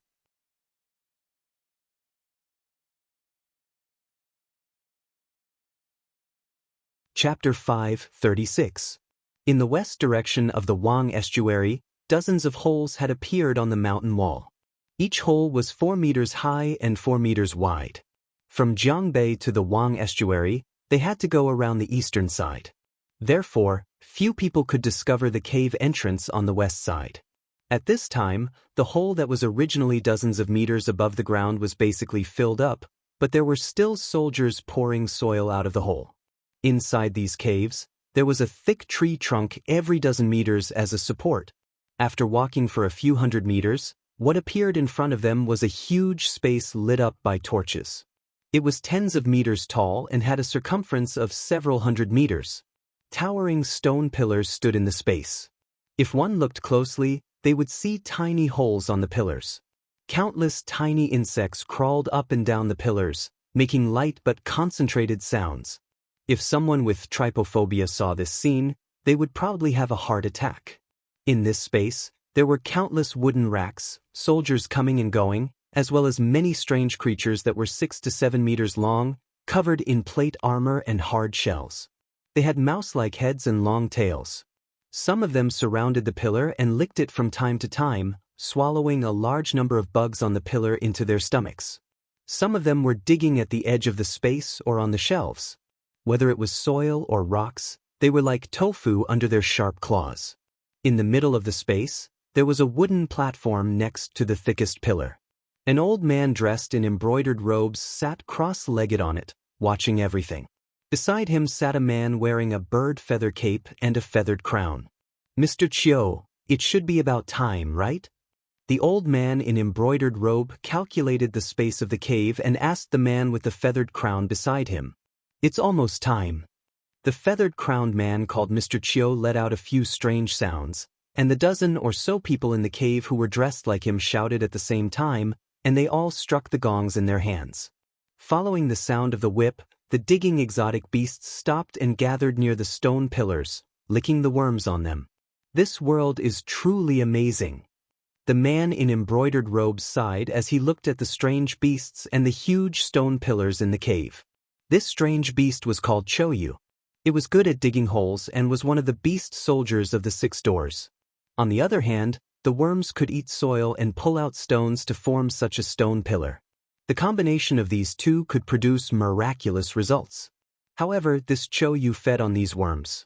Therefore, he found it very amazing. Hearing the admiration of the man in embroidered robes, Mr. Chiu smiled contentedly.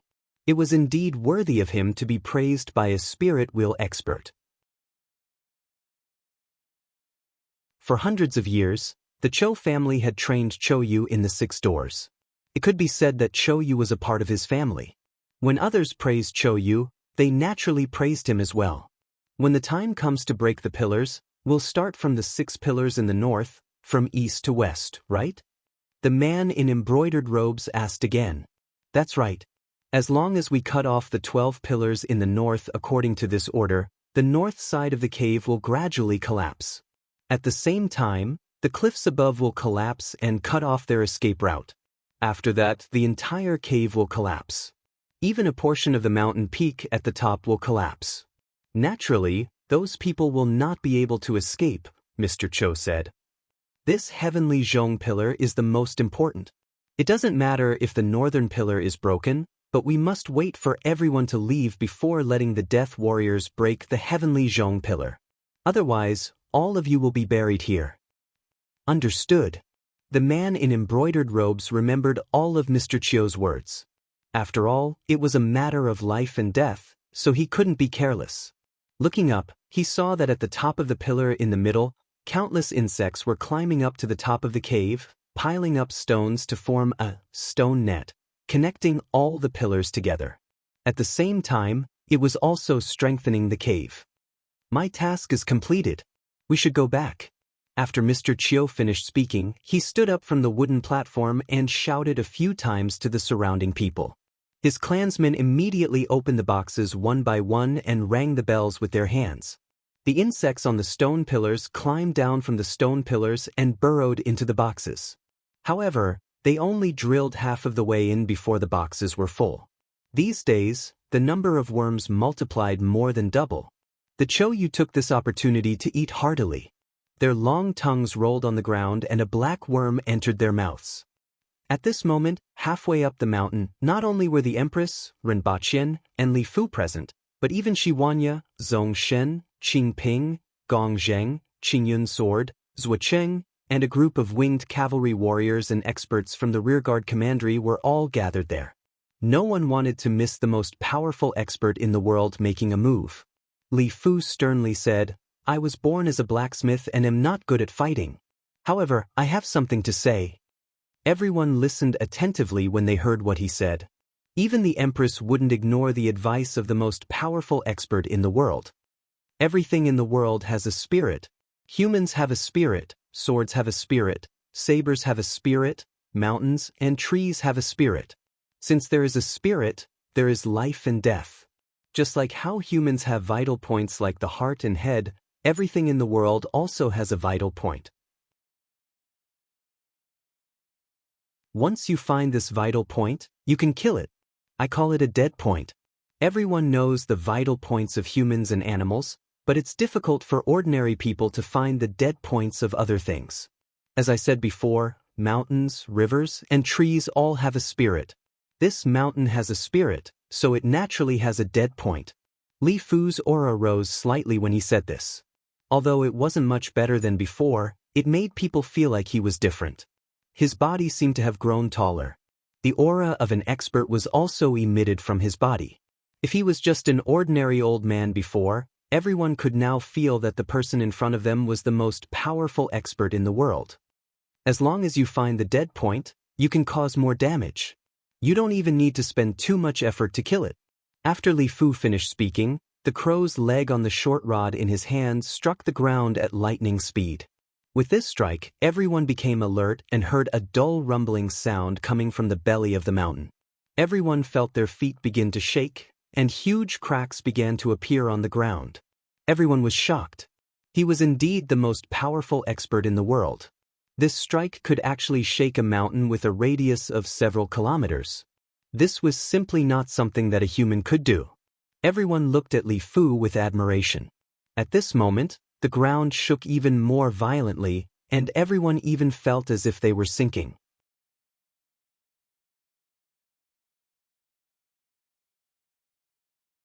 Chapter 537. No wonder he's the most powerful expert in the world. The power of this strike is earth-shattering. I'm afraid no one in this world can withstand this strike. Everyone was amazed. No retreat. Li Fu's expression suddenly changed. He appeared beside Rinpochen at lightning speed, grabbed him with one hand, and ran down the mountain. At the same time, a slender jade-like hand grabbed his other arm. The Empress stared coldly at Li Fu. Are you trying to snatch my man? Stop looking and run. The mountain is going to collapse. Li Fu shouted, released his hand, and jumped down the mountain. At this time, the mountain shook even more violently. Everyone was shocked to hear this, and they couldn't care less about anything else as they jumped down the mountain one after another. Boom! The entire left side of the mountain collapsed from the waist down. Rocks the size of a human flew everywhere, and large pieces of gravel and soil fell down. The earth-shattering scene shocked everyone. Everyone fled as fast as they could. After a while, the Empress returned to the barracks with Rinpochen. The rumbling sound was still incessant and even louder than before. When everyone turned around to look, they saw a scene that scared them out of their wits. They saw that the right side of the mountain was also collapsing toward the left side. The gravel and soil rushed into the forest and flooded the barracks. Retreat quickly! The Empress's cold voice spread throughout the area, but there was something strange in her voice. Even she was shocked by the power of this strike. The surrounding soldiers had long been alarmed by the earth-shattering scene in the distance, and they quickly ran for their lives when they heard this. As for Rinpochen, his eyes were wide open with a dull look on his face. That idiot shattered the mountain with one strike? This was a mountain with a radius of a few kilometers, and it was actually shattered by one strike? Was it really that powerful to die a little? The collapse of the mountain lasted for 4 hours before it stopped. The soil and gravel didn't hit the barracks, but it flattened a small part of the forest at the foot of the mountain. Everyone stood there and looked at the scene in front of them in shock. There were originally 2 mountain peaks, but at this time, more than half of the one on the right was gone. That place had become a pile of gravel and soil. The Wang estuary was gone. Everyone turned their heads to look at Li Fu, who had his mouth wide open in confusion. Then they looked at the hill, in the distance with faces full of shock. Was this the strength of the number one in the world? This was no longer a human, he was simply a god. Rinpochen's brain was in a mess. The scene in front of him was beyond his understanding. Was this really something a human could do? Even the corners of the Empress's eyes were twitching. She weighed the disparity between her and Li Fu in her heart. After a while, she felt somewhat disappointed. Li Fu's strike had dispelled her thoughts of fighting him. Senior is indeed worthy of being the world's most powerful expert. Rinpochen finally regained his senses after an unknown period of time. With a shocked look on his face, he said sincerely, "Such a person was worthy of being a walking nuclear warhead." This kind of strength completely shattered his previous understanding of this world. After hearing what Rinpochen said, everyone looked at Li Fu again. The world's number one, fully deserving of the title. I'm afraid that we won't be able to find a second person in the next 1,000 years. Shiwanya sighed. It was a pity that such an expert was not from the Aboriginals. Indeed, fully deserving. Qingyun's sword and Zhuocheng were full of admiration. The two of them were different from the others. The others were Aboriginals, and the martial arts they practiced were different from them. On the other hand, The martial arts they practiced were similar to Li Fu's. Li Fu was indeed a lighthouse on their way forward. Although he was very far away from the two of them, they could see a possibility.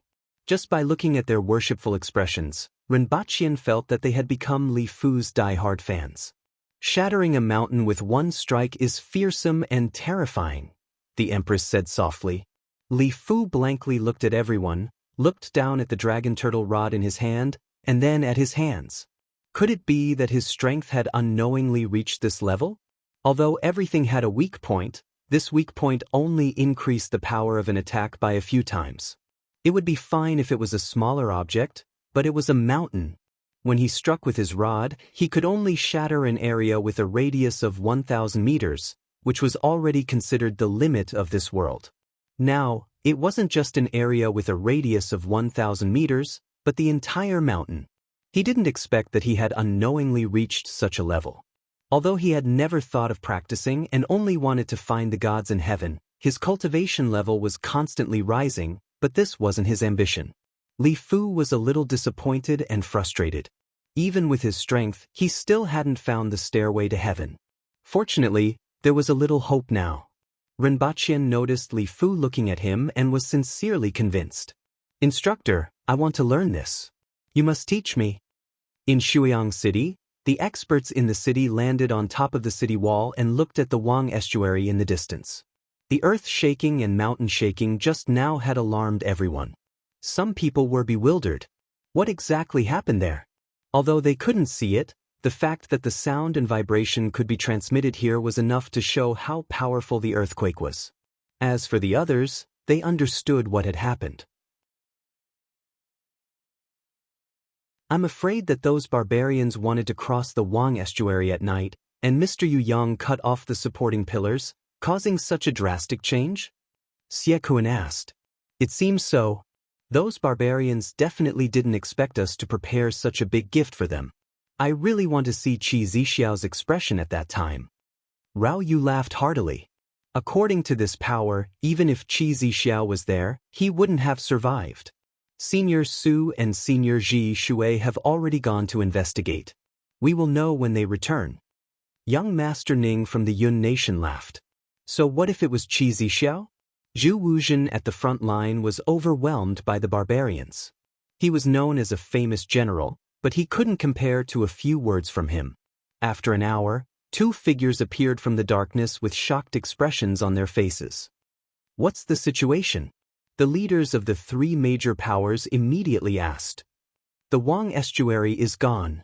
The entire mountain has collapsed." The two spirit wheel experts who went to investigate landed on top of the city wall and said, "Then Mr. Yu Yang?" Xie Kuan asked in a deep voice. "The cave entrance was buried, and no one came out. I'm afraid." The two of them said sadly. "How could this be?" Xie Kuan was shocked. According to the plan, they only needed to leave a few men of sacrifice behind. Why didn't Mr. Yu Yang escape? What about Chiu Ku and his clansmen? Mr. Bu asked anxiously. "I didn't see Mr. Chiu or his clansmen or those strange beasts," the two spirit wheel experts answered. How could this be? Everyone was shocked. According to the plan, Mr. Chiu and his clansmen would evacuate first, and Mr. Yu Yang would wait until the last moment before leaving.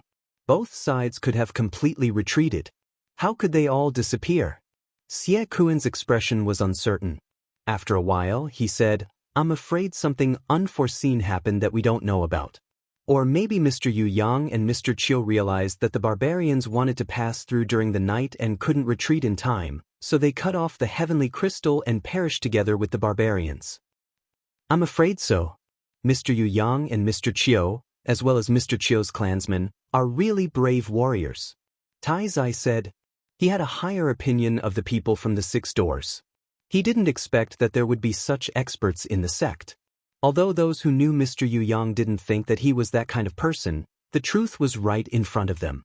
Everyone changed their opinion of Yu Yang. "What are the casualties of the barbarians?" everyone asked. If Mr. Yu Yang, a spirit wheel expert, couldn't escape, the aboriginals would probably suffer heavy casualties. At the thought of this, many people looked relieved. As long as this group of aboriginal elites died, Dayo would no longer be able to worry about Tianjin Basin. They wouldn't even be able to defend Gu City. It was really a landslide just now, and it was difficult for the two of us to get close. Furthermore, it was late at night, and it was difficult to see. The two of us will go and take a look tomorrow morning. Thank you, sirs, the leaders of the three major powers said. At this moment, the haze in everyone's hearts had finally dissipated. All that was left was to go to the Wang estuary tomorrow morning to check on the casualties of the aboriginals.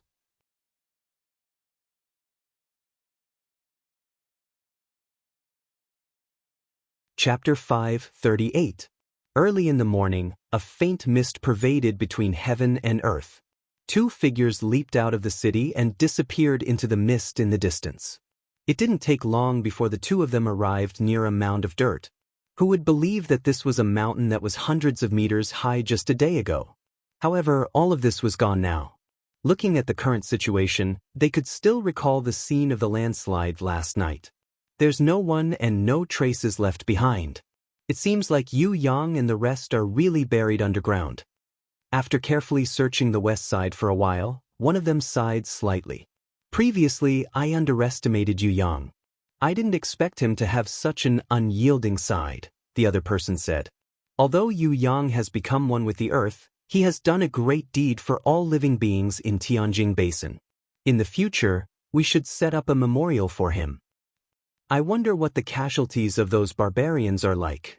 This time, the collapse was more severe than expected. Other than Qi Zixiao, Shi Wanya, and a few other experts, the soldiers from the Protectorate of the South and the winged cavalry had no chance of escaping. The so-called unable to escape even if they had wings is what they faced at that time. Be careful. Let's go to the top of the mountain and take a look. The two of them reached the top of the mountain in a flash. The traces left behind by the landslide here were much more serious than on the other side. This was because the mountain had collapsed towards this side. The valley between the two mountains had been completely filled up. As for the forest on the south side of the mountain, half of it had been submerged by the mud. Further south, there was a large campsite. It was as if nothing had happened. The patrolling soldiers, smoke rising from kitchen chimneys, and soldiers busy with all kinds of things. It was a peaceful scene. Although the landslides and the fissures were very close to them, they were separated by the forest into two different worlds. One world was tattered and full of holes, while the other world was as if nothing had happened.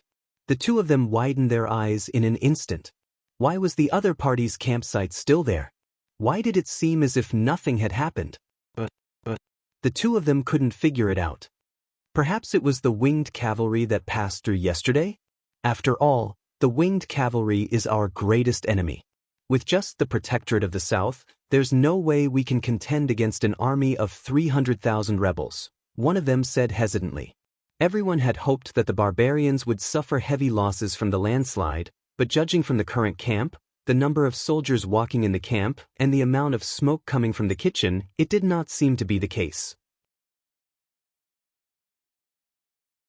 There must be an important reason why Yu Yang would suddenly cut down the heavenly crystal and cause the entire mountain to collapse.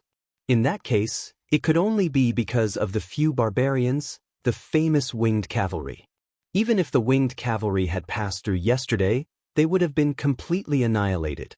It's really strange that these barbarians didn't react at all. I've long heard that these barbarians believe that after they die, their souls will return to the mountains and watch over and protect their descendants with their ancestors. Therefore, they viewed life and death as a normal matter and were not afraid of it at all. From the looks of it, that is indeed the case. He's just a barbarian. The other person snorted heavily. Just in case, it's better to test it out. Qi Zixiao must still be there, as well as Shi Wanya. I'm afraid we won't be able to get away with it. The two of them looked at the camp in the distance and felt hesitant. At this moment, a Baihu from the rearguard commandery saw the two of them with binoculars. After reporting, a group of burly men wearing leather armor jumped out of the tent and ran towards the two of them. Upon seeing this group of people, the two of them first observed for a while. Then, their expressions changed drastically. These people were obviously the winged cavalry that Yu Yang had buried at the foot of the mountain. What's going on? I'm afraid that something big has happened. Let's go back quickly. The two of them looked at each other with suspicion in their eyes. Why exactly did Yu Yang cut down the heavenly crystal yesterday? A moment later, everyone gathered in Shuang City. Do you mean that those barbarians didn't suffer any losses at all? Xie Kuan and the other two had ugly expressions on their faces. Last night, everyone was still in high spirits. They didn't expect to hear the worst news after just one night.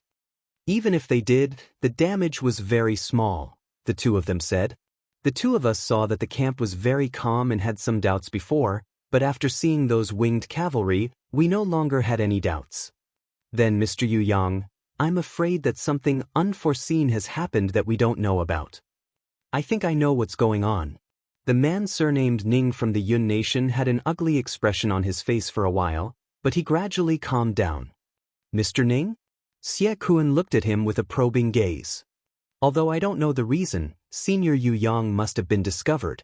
That's why the heavenly crystal was suddenly cut off, but those barbarians didn't suffer any losses. The sounds in the cave can't be heard from outside. Unless someone discovered that the mountain was empty and then discovered the problem. Regardless of whether those barbarians discovered it by chance or if there was an expert among them, you don't have to think too much about it.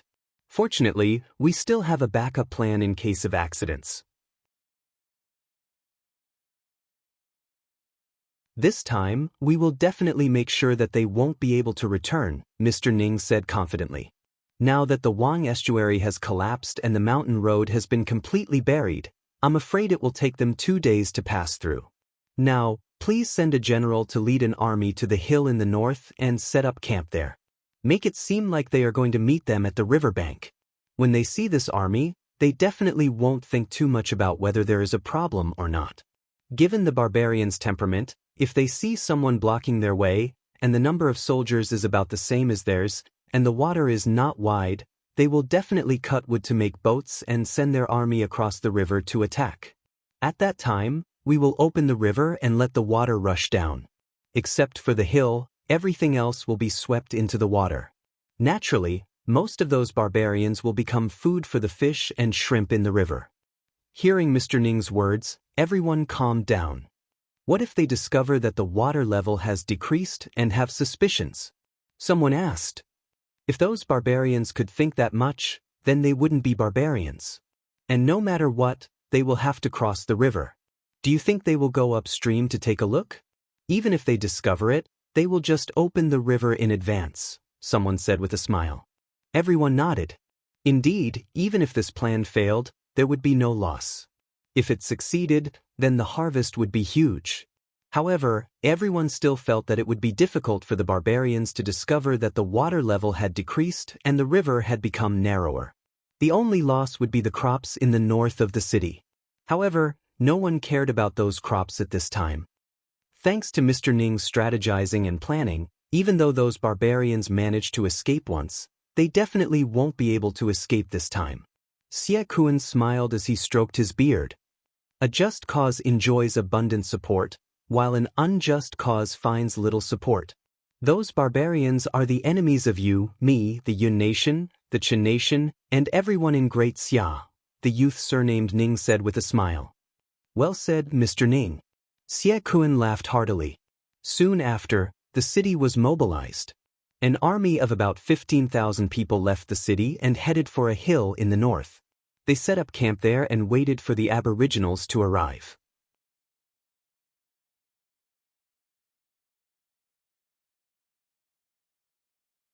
Chapter 539. Unlike the various thoughts going through the minds of the people in the south, the aboriginal barracks were very calm. The Empress sent the winged cavalry to open up a path on the newly formed hill.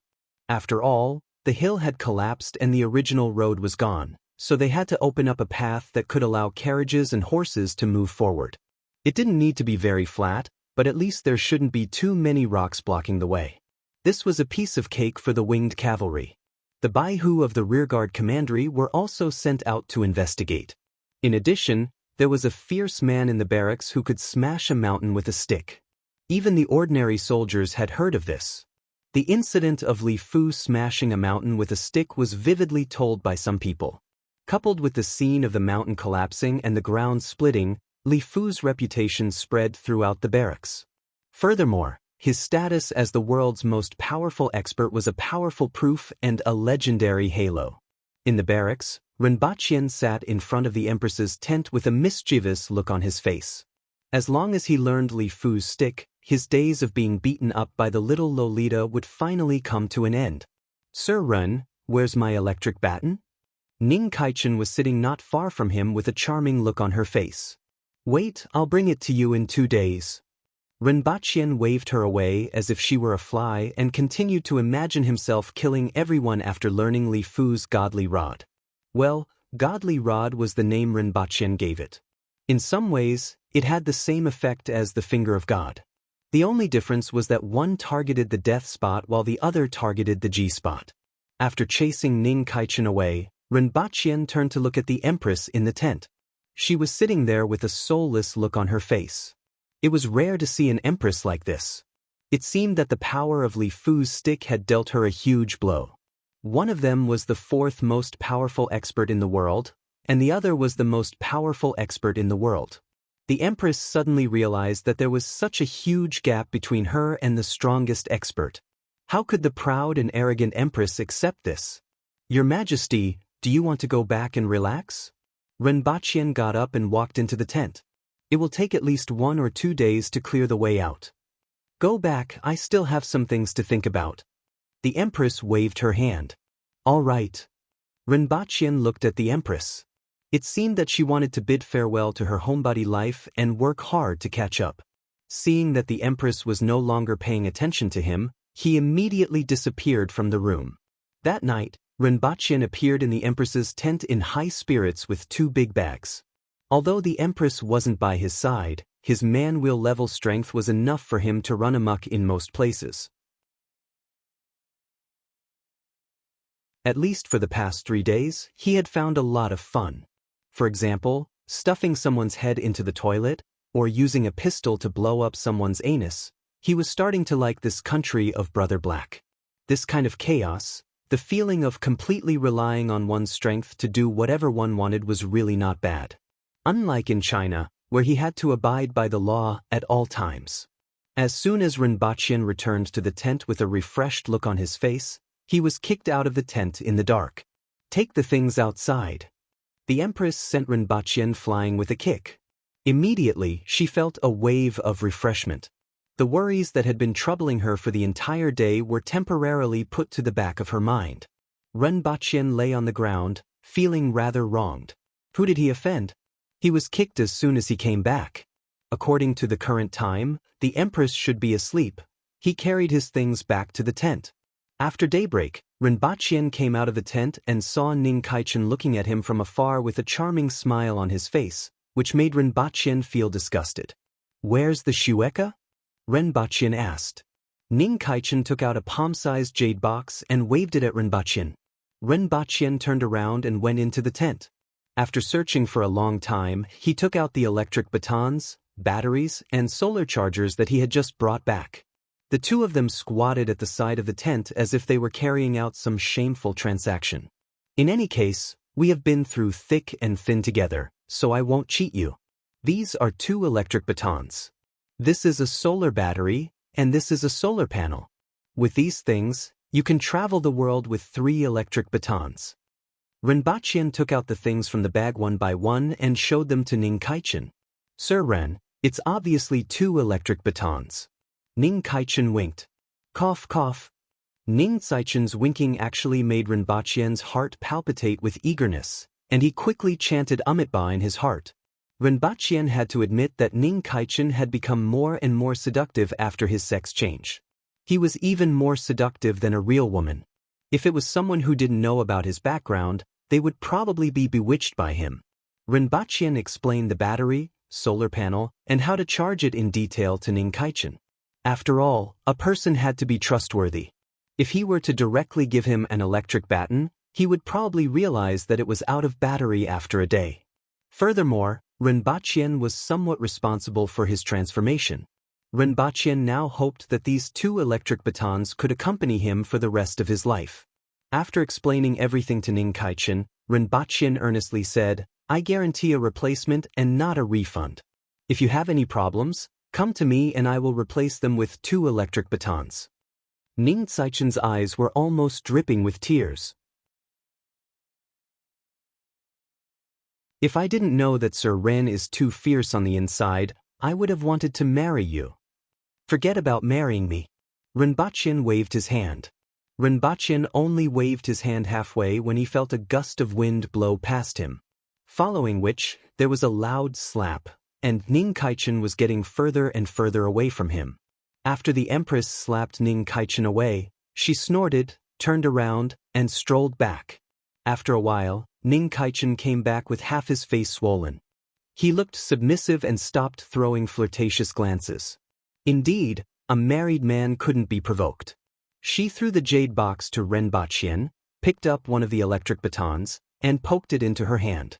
Her whole body trembled, and her face was filled with satisfaction.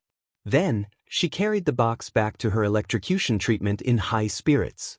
Rinpoche opened the box and took a look. Inside was a blood-red rhizome that looked a little like ginseng. Its body was slender and covered with many thin and long feelers. Just as he opened the box, a whiff of medicinal fragrance assailed his nostrils, invigorating his spirit. Fortunately, it's not a weird smell. Rinpoche got up and went to look for the Empress. "Your Majesty, how do I use this thing? It's best to decoct medicine. However, there isn't much opportunity to do so now. Just eat it directly, and it will bring out 60 to 70% of the strength of the medicine," the Empress said faintly. Rinpoche opened his mouth and stuffed the shueka into it without any hesitation. "Why does it taste a little like carrots?" Rinpoche mumbled as he chewed. In less than 2 minutes, Rinpoche felt a huge wave of heat crashing all over his body. Rather than saying it was a wave of heat, it would be better to say it was a ball of flame. He felt his body temperature rising continuously, as if he was immersed in hot water. Every inch of his skin was red, and his eyes looked as if they were about to spit out fire. "Damn, it's cooked! It's cooked!" Rinpoche screamed in his heart. He opened his mouth, but no words came out. This kind of high temperature made his brain muddled. All the sweat glands in his body were excreting water frantically. It was as if he was taking a shower, and his clothes were drenched in the blink of an eye. At this moment, the Empress walked to his back and slapped his body more than 10 times consecutively. The raging flames in Rinpoche's body were immediately dispersed into his body. "Throw him into the water," the Empress said faintly as she walked to Rinpoche's side and sized up his expression. When he lowered his head, he saw a tent that was erected high above him. "You're tuning in to the Passion Pages YouTube channel. We're so grateful for your support, and don't forget to subscribe to join us on this incredible journey through captivating stories. Your generosity through donations truly makes a world of difference, as it's the primary source of revenue that allows me to expand and enhance this channel for you. Thank you from the bottom of my heart for being a part of this adventure.